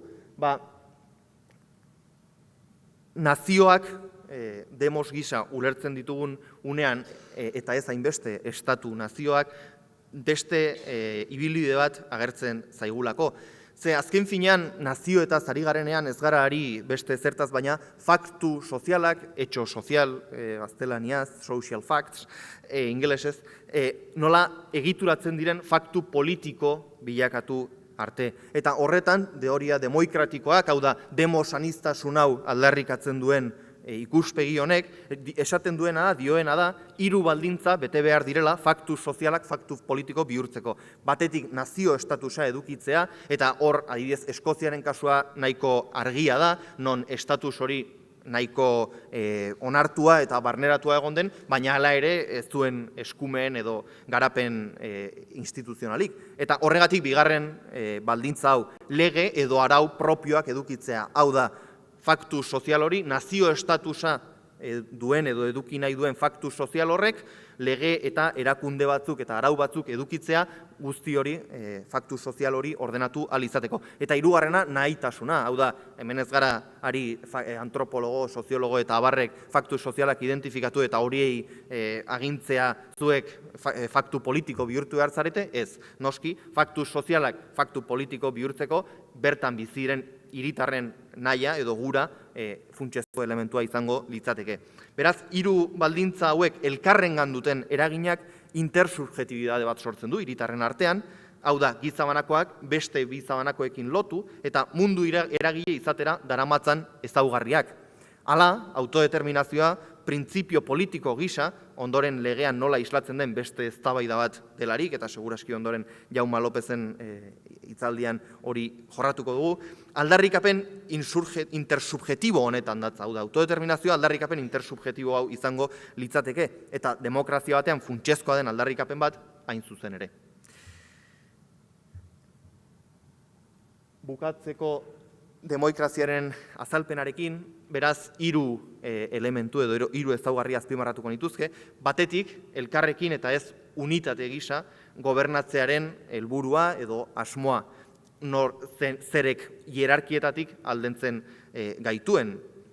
Eta honek ez du esan nahi botere asimetriak daudenik ukatu edo ukatzen dudanik, edo teoria honek ukatzen dudanik, baizik eta dominazioa ukatzen duela. Hau da, botere asimetriak egon badira, eta elementu objektiboen ondorio dira gehien bat, baina botere asimetria hauek ez dute zergatik dominazio harremanetan materializatu behar edo gauzatu behar. Bigarrena, demos aniztasuna ez dagoela demokraziarekin kontrajarria. Ez ikuspegi deskriptibo batetik, egun inork zalantzan jarretzen dituen estatu fragmentatuak ez liratekelako demokratikoak izango hori pentsatuko bagenu, eta ez lehen esan dudan bezala ikuspegi normatibo batetik. Eta hirugarrena, elkarren arteko irekiera erradikala, hiritar eta erakunde mailan izango litzateke demokrazia honen elementu funtsezko azkena. Interes kooperatiboak barneratzen direlako, interes berekoiak aldenduz. Ez borondate virtuoso baten ondorio gisa, hau da guztiok orain zintzoagoak bihurtu garelako, baizik eta errealidade kosmopolitizatu hauek, bai legitimidadaren eta bai eraginkortasunaren ikuspegitik hala eskatzen dutelako.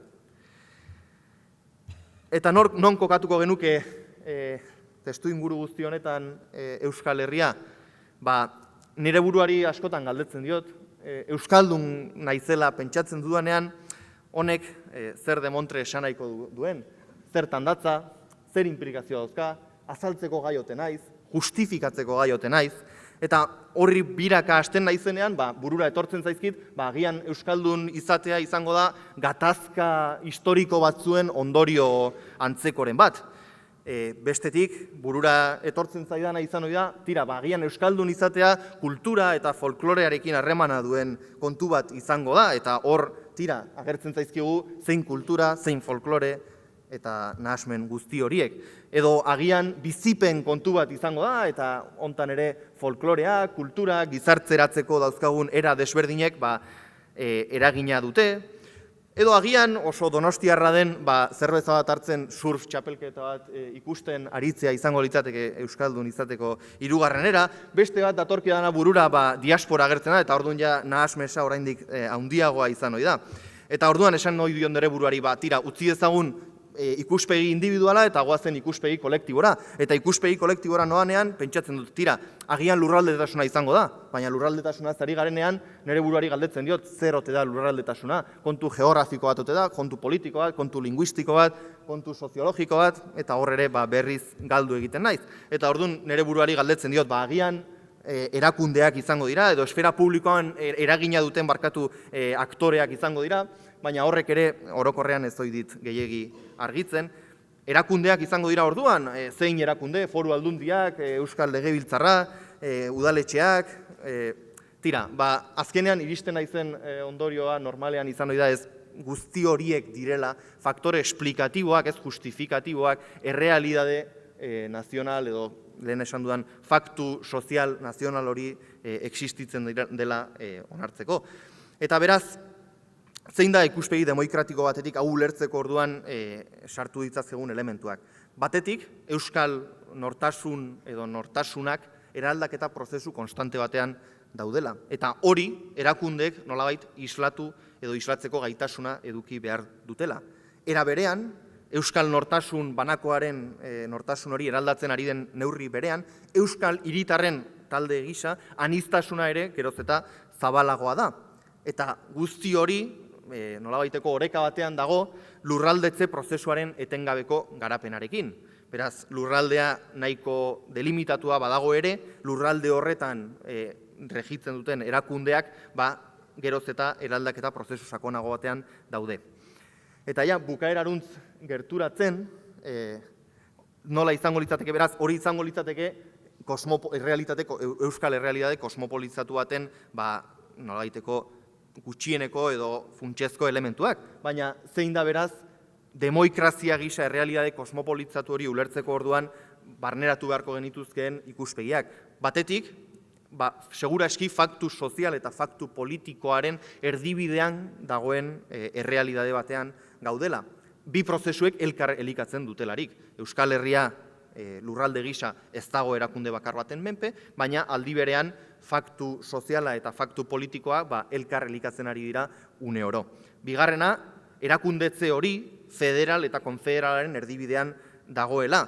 Barnera begira, kanpora begira inguruko estatu nazioak askotan bidelagun izan ez diren arren. Eta hirugarren elementua, estatu nazioaren itxiera tentaldia izango litzateke, nire ustez ikuspegi demokratiko batetik kontutan eduki behar den elementua. Lehen aipatu dudan eraldaketa prozesu horretan, estatu naziora itzultzea edo estatu nazio klasiko bilakatzea tentaldi bat da, eta ikusten ari gara dagoeneko estatu nazioak diren horiek prozesu hori egiten dutela, nire ikuspegitik eta ikuspegi demokratiko aplikatuz gero, Euskal Herria osatzen duten erakunde eremuek euren arteko irekiera erradikala duten gisa eta egunero frogatzen duten gisa, beti ere bilakaera prozesu batean, Europar Batasuna jarrera hori geure ingurura zabaltzeko esparru naturala izango litzateke. Eta ja bukaeraruntz gerturatuz, zeintzuk izango lirateke beraz Euskal Herria eredu demokratiko gisa ulertzeko dauzkagun erronka nagusiak. Batetik, Euskal Herriaren kohesioa ikuspegi vertikal batetik aldentzea. Hau da, Euskal Herriko lurraldean dauden eragile guztien arteko kohesio hori ez dela zergatik eje vertikal batean nolabait bateratu behar. Bigarrena, Euskal Herriaren aniztasun horizontalean oinarritu behar dela erakundetze prozesua. Eta aniztasun horizontal hori hiritar banakoi dagokie, baina baita ere hiritar banakoek elkarrekin harremandu eta antolatzen direnean sortzen dituzten eragilei dagokionez. Eta hirugarren elementua, Euskal hiritar Europarrak ideiaren esanai naiz implikazioetan sakontzea izango litzateke ikuspegi demokratiko batetik Euskal Herria ulertzeko orduan daukagun erronka. Eta beraz, ondorioetara aiatzen naiz eta minutu batean bukatuko dut. Ondorioetara aiatzen garenean, lehenengo agertzen zaiguna, hau, seguraski filosofoak potrozorri izatearen elementu edo ondorioa izango litzateke, zailtasunak dira, nola ez. Eta zailtasun horiek, lehenengoa izango litzateke, Euskal Herriaren garapenaren erronka, munduko erronka edo arrisku globalekin sinkronizatzea. Hau da, gurearen inguruko gogoeta horretan, munduko desberdintasunen igoera, aldaketa klimatikoa, integrazio fiskala, eta abar, ez bakarrik ez aztea, baizik eta gurearen gogoetaren oinarrian edo funtsean egotea. Bigarren elementua, barne kohesioa jorratzen jarraitu, barne aniztasunari uko egin gabe.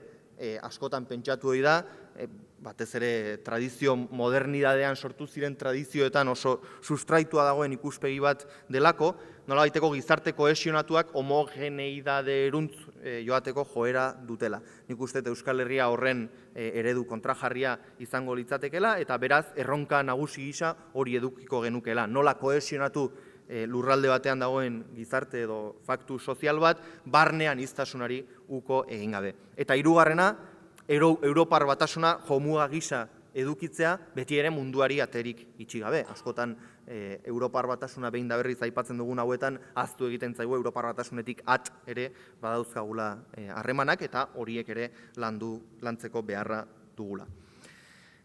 Eta Euskal demokrazia Europa demokratiko batean ze printzipioetan oinarritu behar da? Izan ere, bere barne erakunde egitura edo interakzioetan, idatzi gabe dagoen intorkizun horretan ekarpena izan daitekeelako.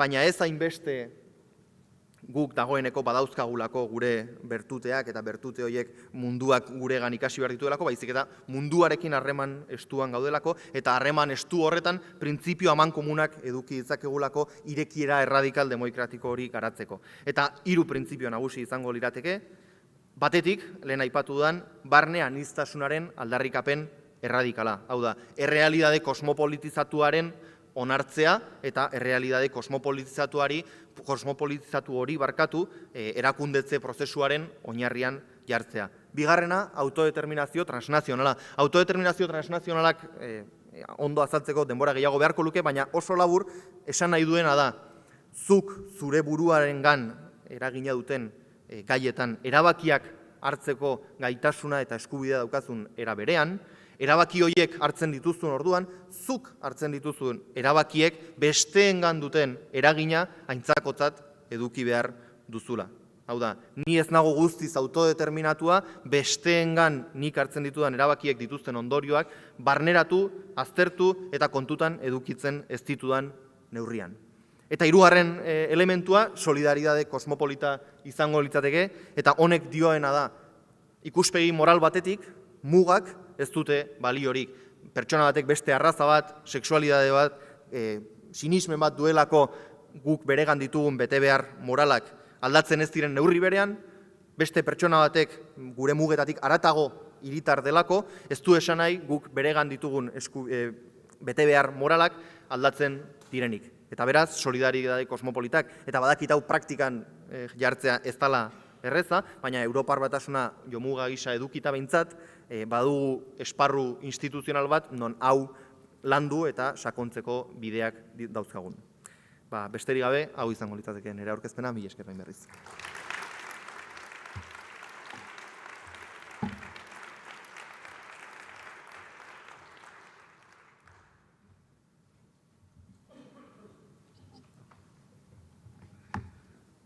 Bueno, vamos completamente en hora. Me pidieron que llevase los tiempos con puño de hierro y guante de seda, pero es que no hace falta, van solos. O sea que vamos con la tercera ponente. En este caso es Mercè Barceló, es catedrática de Derecho Constitucional en la Universidad Autónoma de Barcelona, licenciada en Derecho. Su tesis doctoral en el Max Planck Institute de Heidelberg fue muy interesante para lo que nos ocupa, el Tribunal Constitucional Alemán, Federal Alemán, criterios jurisprudenciales en la resolución de conflictos entre el Bund y los Länder. Es decir, este es uno de sus grandes temas, ¿no? Es decir, la resolución de conflictos constitucionales dentro de los estados complejos. Esta es su investigación fundamental, en especial en el Estado Autonómico Español y el Estado Federal Alemán. Ha escrito muchísimos libros, artículos. Podemos destacar uno de los últimos, del 2015, El derecho a decidir, teoría y práctica de un nuevo derecho. Ha sido también letrada del Tribunal Constitucional Español, miembro de la Comisión Asesora de la Reforma del Autogobierno de la Generalitat de Cataluña durante el proceso de reforma del Estatuto del 2006. Ha sido consejero asesor de la modificación del Estatuto de Autonomías en el proceso de reforma del Estatuto Andaluz del 2007. Tiene una grandísima experiencia y hoy el tema del que nos va a hablar es una de sus especialidades, el derecho a decidir, una solución constitucional y democrática al desencaje territorial de Euskadi y Cataluña en España. Eskerrik asko, Mercè.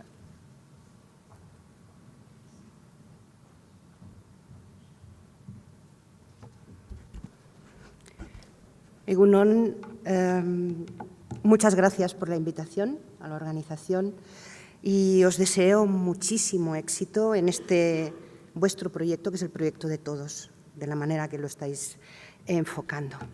Bien, yo voy a hablar de derecho a decidir y voy a hablar de una cosa que no existe en el mundo jurídico, no está formulado en el mundo jurídico, pero creemos, ahora este creemos lo explicaré, creemos que no solo es posible que exista en este mundo jurídico, en este marco constitucional español concreto en el que nos desenvolvemos, sino que incluso es necesario que se produzca un reconocimiento de este derecho a decidir necesario políticamente.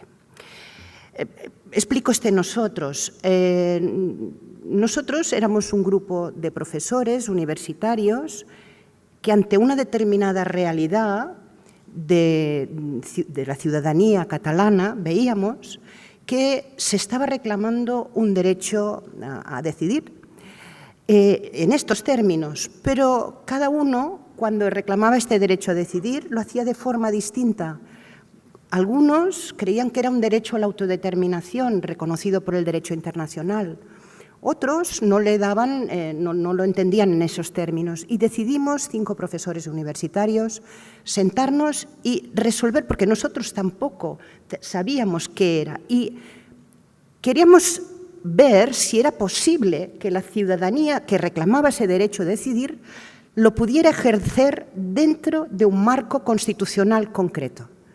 Queríamos saber si era posible que desde la Constitución española pudiera formularse ese derecho a decidir que se estaba reclamando desde la ciudad, desde la calle, en distintas manifestaciones. Y nuestra conclusión de estos 5 profesores, uno de los cuales está aquí presente, y Jaume López, y participará esta tarde en estas jornadas, hicimos esta formulación, que ahora es la que yo les explicaré. Lo hicimos, nosotros somos juristas 4, un politólogo, pero juristas, los que somos juristas también desde diversas perspectivas, y tuvimos que discutir mucho para poder acordar un texto común. Lo que yo ahora vaya a decir lo podría decir perfectamente Jaume o cualquiera de los compañeros que participaran en este proyecto. Juristas internacionalistas, administrativistas, constitucionalistas y un filósofo del derecho. Lo que nosotros decimos, además, no es que haya quedado reducido a la academia.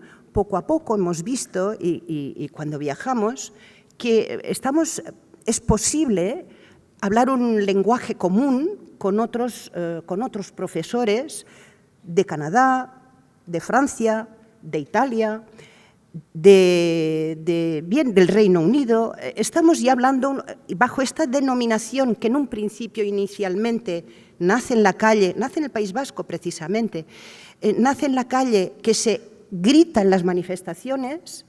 Poco a poco hemos podido formular hemos llegado a una fórmula con la que nos entendemos hablando con otros profesionales fuera de nuestras fronteras. Quiere decir que yo creo que es una fórmula que hemos hallado, que ha hallado la propia ciudadanía y que reformulada en términos jurídicos, en términos de la ciencia política, va teniendo cada vez más éxito en el sentido de que cada vez nos entendemos más entre nosotros cuando hablamos de derecho a decidir.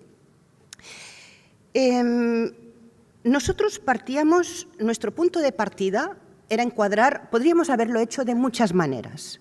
Podríamos haber dicho, bueno, ya no sé por qué tenemos que formular nada si existe un derecho a la autodeterminación de los pueblos, que nuestros pueblos podrían ejercer en cualquier momento. Nosotros partimos de que en este momento histórico, este derecho a la autodeterminación que se formula desde el derecho internacional, en un Estado democrático como es el Estado español sobre el papel, al menos cara al exterior, que en un Estado democrático proclamado constitucionalmente difícilmente podía recurrirse a la fórmula del derecho a la autodeterminación, porque ni somos una colonia, ni somos pueblos sometidos en el sentido que exige el derecho internacional, cuanto menos en este momento histórico. Con lo cual, nos parecía que si esto no era posible, pero claro, se nos surgía una pregunta, y la pregunta era la siguiente: ¿cómo puede ser que en estados no democráticos una comunidad territorial pueda decidir sobre su futuro político de forma pacífica a través de un referéndum, ¿Y cómo no va a ser posible que eso mismo pueda producirse en un Estado democrático? Insisto, al menos sobre el papel. ¿Cómo no va a ser eso posible? ¿Qué es lo que le impediría a esa comunidad? Precisamente el hecho de ser democrática es lo que le impediría celebrar un referéndum y ejercer la decisión sobre el futuro de esa comunidad territorial como comunidad política. Y nuestra respuesta era, evidentemente, chocábamos contra una contradicción. Y fue entonces cuando dijimos, vamos a ver si desde la perspectiva del marco constitucional español vigente es posible, sería posible, formular esta idea, formular un derecho a decidir. Piensen una cosa, el derecho es evolutivo. El derecho, cuando no se reforman los textos, la propia jurisprudencia hace evolucionar el derecho. Y se han creado nuevos derechos a partir de un determinado texto constitucional. Por ejemplo, en España no existe el derecho a la protección de datos en ningún sitio reconocido, y es una creación jurisprudencial. Por ejemplo, en la Constitución no existe el derecho al matrimonio de las personas homosexuales, y es una realidad. Es una realidad, ha podido ser una realidad. ¿Por qué se ha producido esto? Pues porque habían reclamaciones, habían movimientos, la ciudadanía ha empujado a la creación de nuevos derechos y el reconocimiento ha venido por vía, o se produce por vía jurisprudencial. Bien, esto es lo que nosotros, este era nuestro punto de partida y este punto de partida, claro, tampoco... Esto que estoy diciendo en este proceso evolutivo de creación de nuevos derechos, estos nuevos derechos tampoco se crean de la nada, necesitan una realidad que los esté reclamando. Entonces es el derecho no debe crear conflictos, el derecho sirve precisamente para proporcionar soluciones a reclamaciones concretas en un momento determinado de la ciudadanía. Entonces nos preguntábamos, ¿hay en realidad, y lo formulábamos desde Cataluña, en este caso, ¿hay en realidad una reclamación de este derecho a decidir? ¿Tiene alguna necesidad de ser, viene a solucionar algún problema este derecho a decidir? Y nos dábamos cuenta que en Cataluña, fíjense que empezó concretamente como una reivindicación, la del derecho a decidir, formulado como tal, unida al proceso de reforma estatutario. Y además era una reivindicación ciudadana, no es una creación en Cataluña, no ha sido una creación de las instituciones autonómicas, sino que ha sido una reivindicación ciudadana. Pero como les digo, esta reivindicación ciudadana en un inicio iba unida a lo que era el proceso de reforma que se inició en el año 2002, de reforma estatutaria. Y en esas manifestaciones ya multitudinarias, mientras se tramitaba el estatuto, se reclamaba y se decía, somos una nación y decimos basta. Fíjense, entonces venía la formulación, tenemos derecho a decidir sobre nuestras infraestructuras. En un inicio, pues, iba unido a la cuestión, el derecho a decidir se unía a una reforma, una simple reforma del estatuto. Se trataba, por lo tanto, de una mayor capacidad de autogobierno, de reivindicar una mayor capacidad de autogobierno. Pero, a medida que fue avanzando la frustración de la reforma estatutaria, se modificó, como saben ustedes, el texto por las Cortes Generales, la sentencia 31/2010 del Estatuto de Autonomía dejó las innovaciones. Yo creo que no fueron demasiadas las que había en el Estatuto, pero aquellas que había quedaron absolutamente sin efectos y después de esta sentencia se produjo una recentralización importantísima en el Estado español de competencias. Por ejemplo, a través de una ofensiva judicial ilegal del modelo lingüístico, que durante 30 años no había sido cuestionado. Por ejemplo, a través de la no inversión del Estado que impedía y paralizaba o retrasaba la realización de obras clave en Cataluña y acordadas, que ya estaban acordadas, que eran vitales para el crecimiento económico y social. Se produjo una recentralización en el ámbito competencial y financiero, con la excusa de la crisis económica. Poco a poco, a partir pues del 2010, esa reivindicación de mayor autogobierno comienza a transformarse en una vindicación de un Estado propio. ejercido a través del derecho a decidir. Y son curiosas, si tuviésemos aquí la foto de las pancartas que encabezaban estas manifestaciones de 1 millón y pico cada vez de personas que salían a la calle, decían, la de la manifestación del año 10 decía «Somos una nación, nosotros decidimos», y en la del año 12 decía «Cataluña habría un nuevo Estado en Europa». Ven pues que hay una transformación. El derecho a decidir para la ciudadanía no ha significado siempre, ni ha tenido el mismo contenido, ni se recurría a esta fórmula de derecho a decidir en el mismo contexto. Esta reivindicación ciudadana del derecho a decidir en sus distintas formas y distintos contenidos llegó hasta el Parlamento, llegó hasta las instituciones, donde hubo un momento en el año 13 en que el 80% de diputados, porque en este momento se contaba el Partido Socialista de Cataluña entre estos diputados, el 80% de diputados reclamaba al Estado la posibilidad de ejercicio de un derecho a decidir, que se formuló en los términos que después nosotros también teóricamente lo hemos formulado. Se formulaba como un proceso pactado con el Estado, escrupulosamente democrático, para que Cataluña pudiera pronunciarse sobre su futuro político. Y a partir de aquí, de esta resolución que se aprobó en el año 13 en el Parlamento de Cataluña, se impulsaron diversas vías. Una primera vía fue la de explorar lo que se había hecho en Escocia. Se solicitó al Estado la delegación de la competencia para celebrar un referéndum en Cataluña. Como saben, esta vía pues, no prosperó, porque en las Cortes Generales, que fue donde se presentó la propuesta, pues, mayoritariamente se rechazó. Posteriormente, el Parlamento de Cataluña aprobó la Ley de Consultas del año de consultas populares no refrendarias con el 79% de votos afirmativos en la Cámara Parlamentaria. Estábamos contando aquí todavía con el Partido Socialista de Cataluña en esta votación.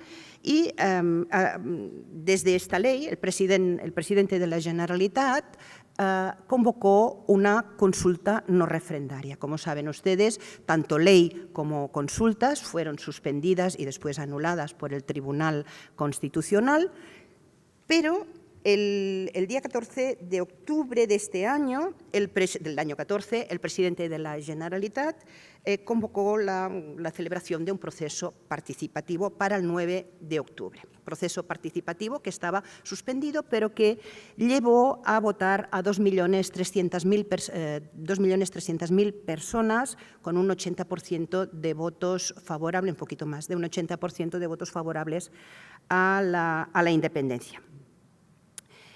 Bien, con ello quiero decir que el derecho a decidir en Cataluña no está fabricado ni por las instituciones ni por la academia. Es una reivindicación ciudadana que después la ha retomado y la han asumido las propias instituciones y han intentado y han ensayado una serie de vías para poder ejercer lo que se ha entendido como en forma de derecho.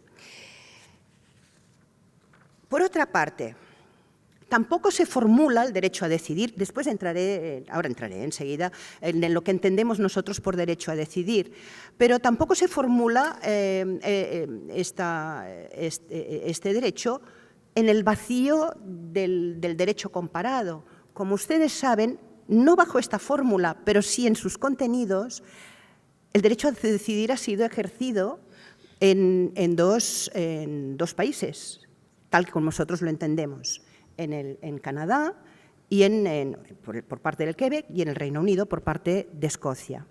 En estos dos países de hecho, la fórmula no es derecho a decidir, aunque ahora están hablando, ahora sí los académicos están hablando y los políticos de derecho a decidir, pero cuando se formularon estos referéndums en dos países no era bajo la fórmula de derecho a decidir, pero insisto, el contenido es el mismo que el que aquí se ha retomado.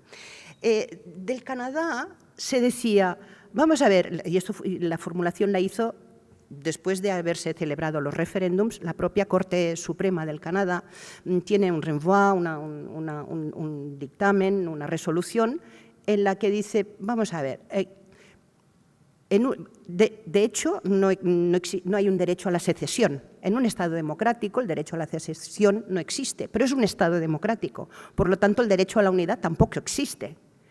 Y desde el principio democrático, los ciudadanos de un determinado territorio que exigen definirse como comunidad política tienen el derecho, a través de un procedimiento democrático, a través de un referéndum, que es el instrumento que hasta ahora se ha arbitrado en estos casos, desde el principio democrático, en virtud de este principio, dice tampoco el Estado al que pertenece puede permanecer indiferente o negarle su derecho a independizarse si así lo desea mayoritariamente. Esta es la formulación que se hace desde el Canadá. Y lo mismo sucede en el caso del Reino Unido, de determinados principios no escritos, principalmente del principio democrático. En el Reino Unido se pactó un referéndum y se pactó también que si el resultado era positivo, aquel resultado era vinculante. Se pactaba, por lo tanto, era una separación pactada, una secesión pactada a través de una vía democrática. En conclusión, por lo tanto, y de esta primera parte de mi exposición, si formulamos o hablamos de la necesidad de reconocer un derecho a decidir, es por dos motivos. Primero, porque hay un problema político, hay una exigencia de la ciudadanía que está reclamando mayoritariamente, muy mayoritariamente, en este momento, decidir sobre su futuro como comunidad política.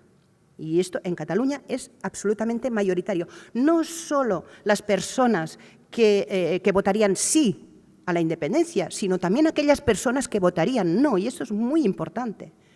Todas estas personas, y se está cifrando en las distintas encuestas de las que tenemos acceso, hay un 80% de la ciudadanía en Cataluña que quiere decidir su futuro como comunidad política.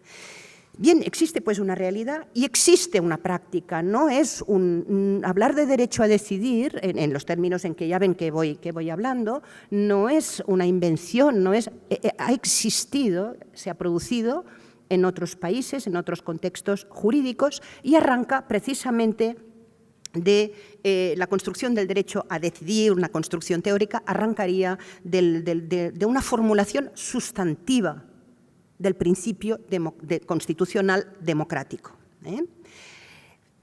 que viene a decir el pacto inicial, por lo tanto, puede ser renovado y el referéndum aparece como el medio legítimo para hacer evolucionar el orden constitucional. Bien, vamos a la Constitución española. Se nos ha dicho por activa y por pasiva que no es posible hacer referéndums lo ha dicho el Tribunal Constitucional, lo ha dicho el Gobierno, sea del color que el Gobierno central, sea del color que sea, que no es posible. Pero no es posible pues porque hay dos preceptos constitucionales que son el de la unidad de España y el de la soberanía que reside en el pueblo español, la soberanía concentrada, que resultaría inconstitucional una consulta sobre su futuro político a uno de los territorios, por cuanto la pretensión de secesión quebraría la indisoluble unidad de la nación española y decisión que, en todo caso, y de ser posible, correspondería al conjunto de españoles, porque es donde reside la soberanía. Yo creo que esta posición, que quiere presentarse como la más respetuosa con el orden constitucional, es precisamente la menos respetuosa. Y la menos respetuosa porque prescinde absolutamente de principios tan importantes como como estos otros que he citado, prescinde de estos otros principios y prescinde, por lo tanto, de una parte importante de la Constitución a la hora de leer estos principios. Vamos a ver, ¿y qué principios serían? Y ahora a entrar en esta cuestión. A ver, es innegable que el derecho a decidir no está reconocido. Esto es innegable, no está en la Constitución española, no está. Pero no porque el texto constitucional español sea estructuralmente distinto que el de otras constituciones democráticas, sino precisamente porque es Constitución. Y, en consecuencia, la función de toda Constitución es crear un Estado y mantener su unidad. Mantener su unidad. De modo que cualquier Estado, sea cual sea su organización territorial base, sea federal, sea autonómico, sea regional, por definición, cualquier Estado es unitario. Y función principal de toda Constitución es la de preservar su existencia y la de preservar su unidad.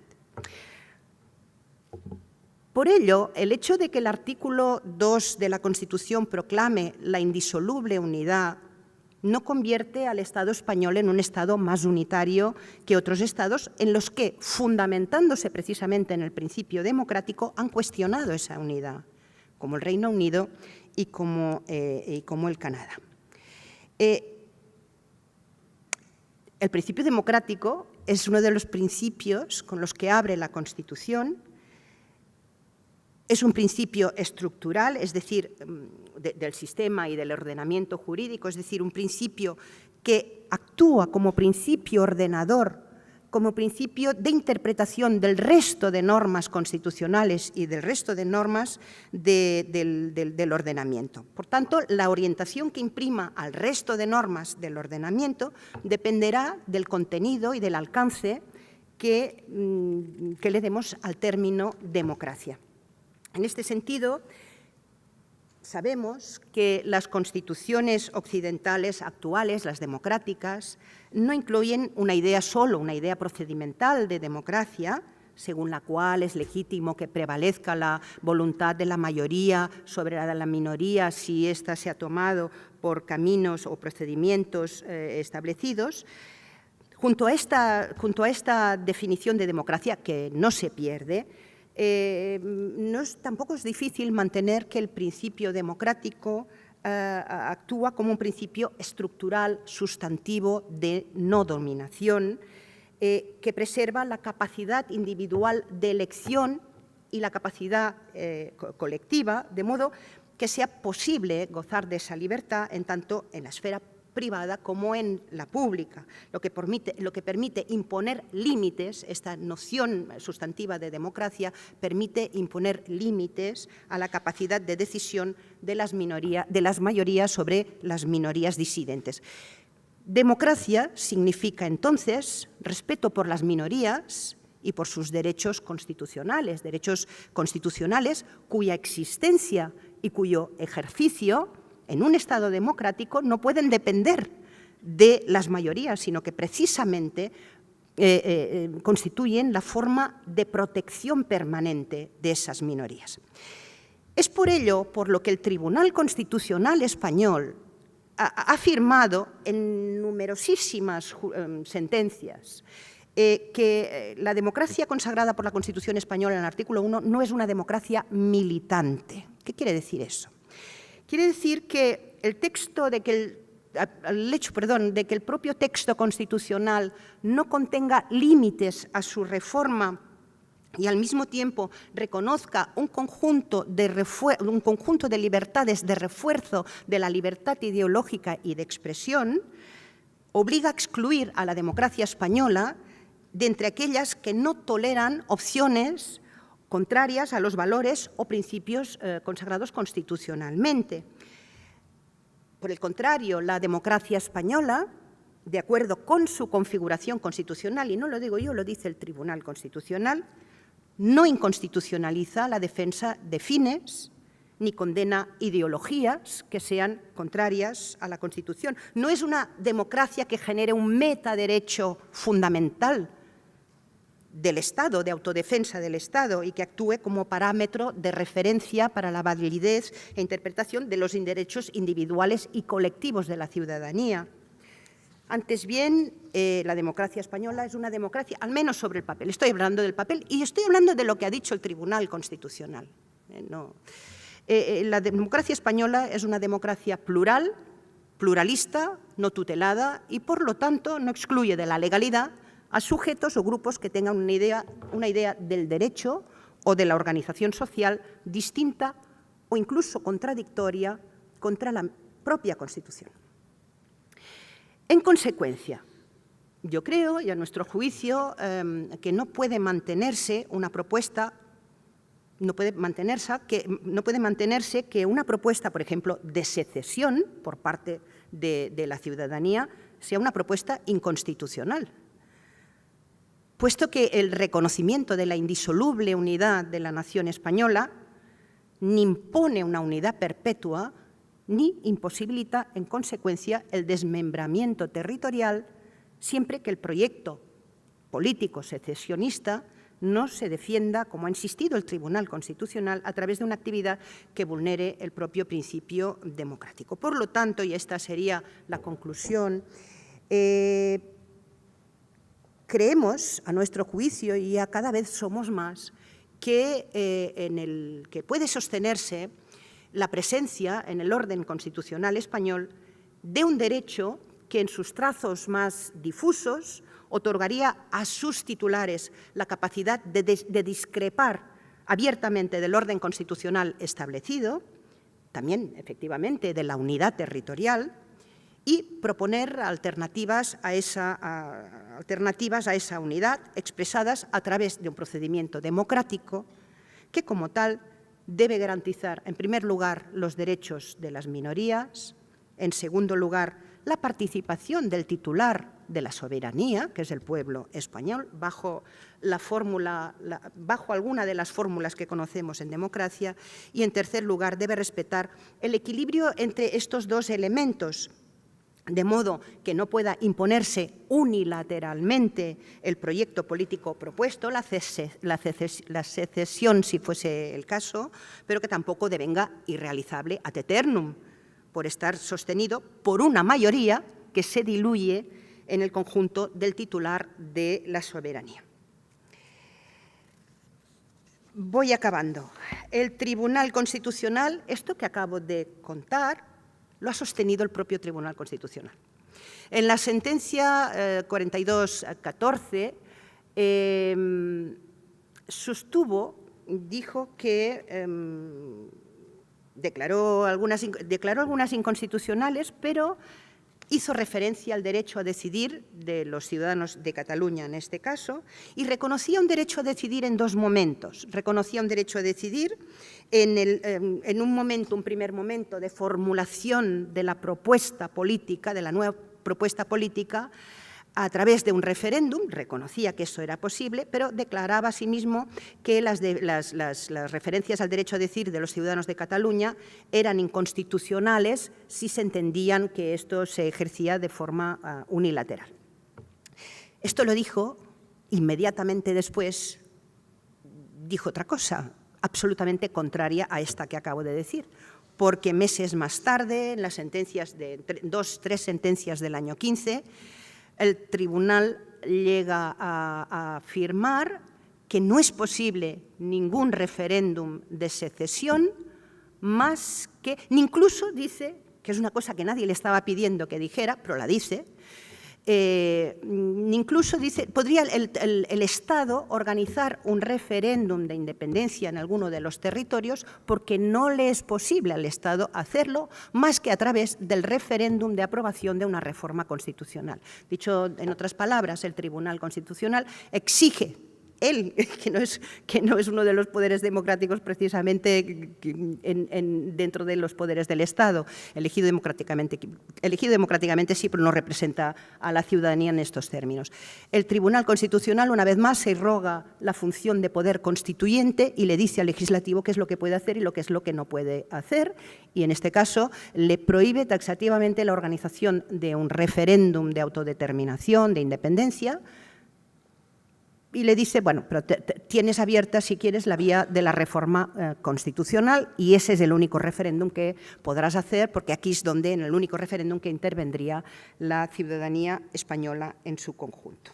Bien, yo esta posición creo que deja sin efecto, esta posición última del Tribunal Constitucional deja sin efecto varias normas de la Constitución, entre ellas la competencia del Estado para organizar referéndums cuando le convenga y sobre los temas que le convenga, y deja sin efecto el artículo 92 que prevé, por cierto, la posibilidad de celebrar consultas populares. Bien, dicho esto, recapitulando, ¿qué entenderíamos por derecho a decidir en los términos en que lo he expuesto? Les leeré la definición. Sería un derecho individual de ejercicio colectivo de los miembros de una comunidad territorialmente localizada y democráticamente organizada que permite expresar de una parte y realizar mediante un procedimiento democrático de otra, la voluntad de redefinir el estatus político y el marco institucional fundamentales de dicha comunidad, incluida la posibilidad de constituir un Estado independiente. Por lo tanto, hay dos momentos, el momento de la expresión y el momento de la realización pactada con el Estado. Esto es lo que nosotros entendemos que sí cabría y en este momento, sin reformar ni un ápice la Constitución española. Este derecho, formulado en términos de derecho, entendemos que es perfectamente posible en perspectiva jurídica dentro del marco constitucional actual. Y acabo. ¿Qué referéndum hemos celebrado en Cataluña el 1 de octubre? Acabo muy brevemente.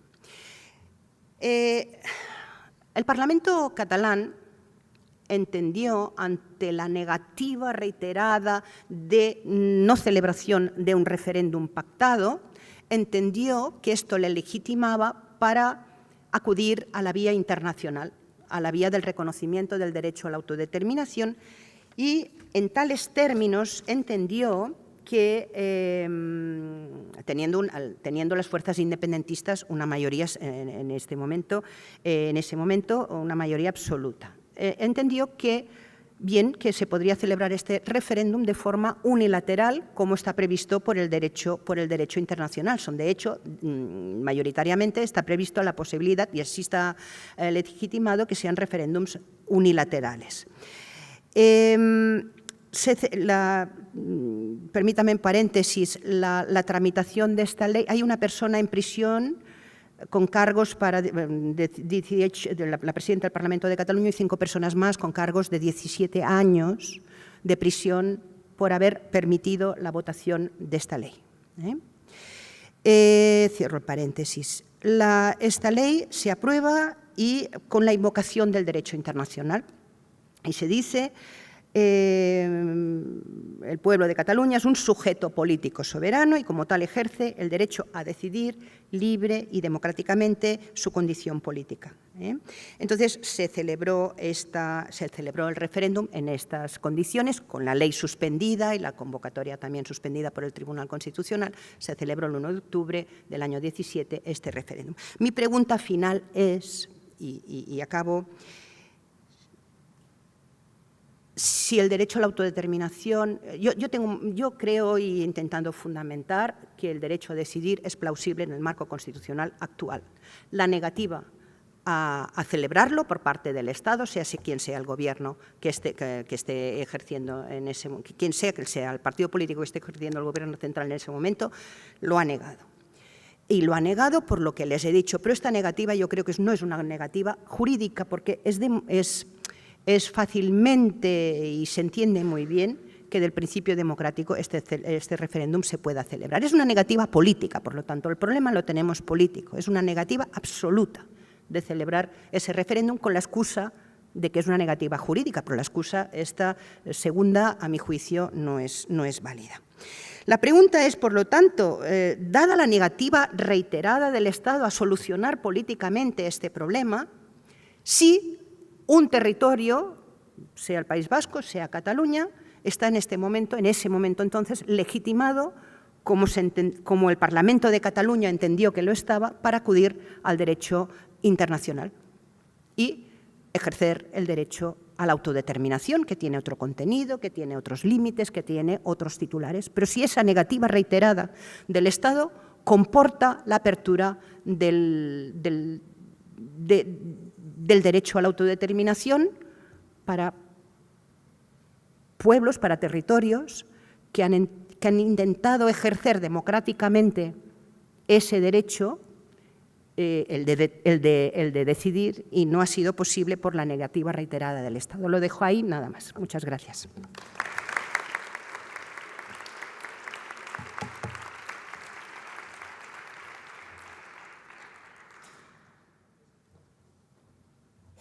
Bueno, pues hemos terminado la parte de exposiciones. Ahora hay un descanso, que mantenemos el horario, imagino. Sí, pero nos hemos comido 8 unos minutitos. Sí.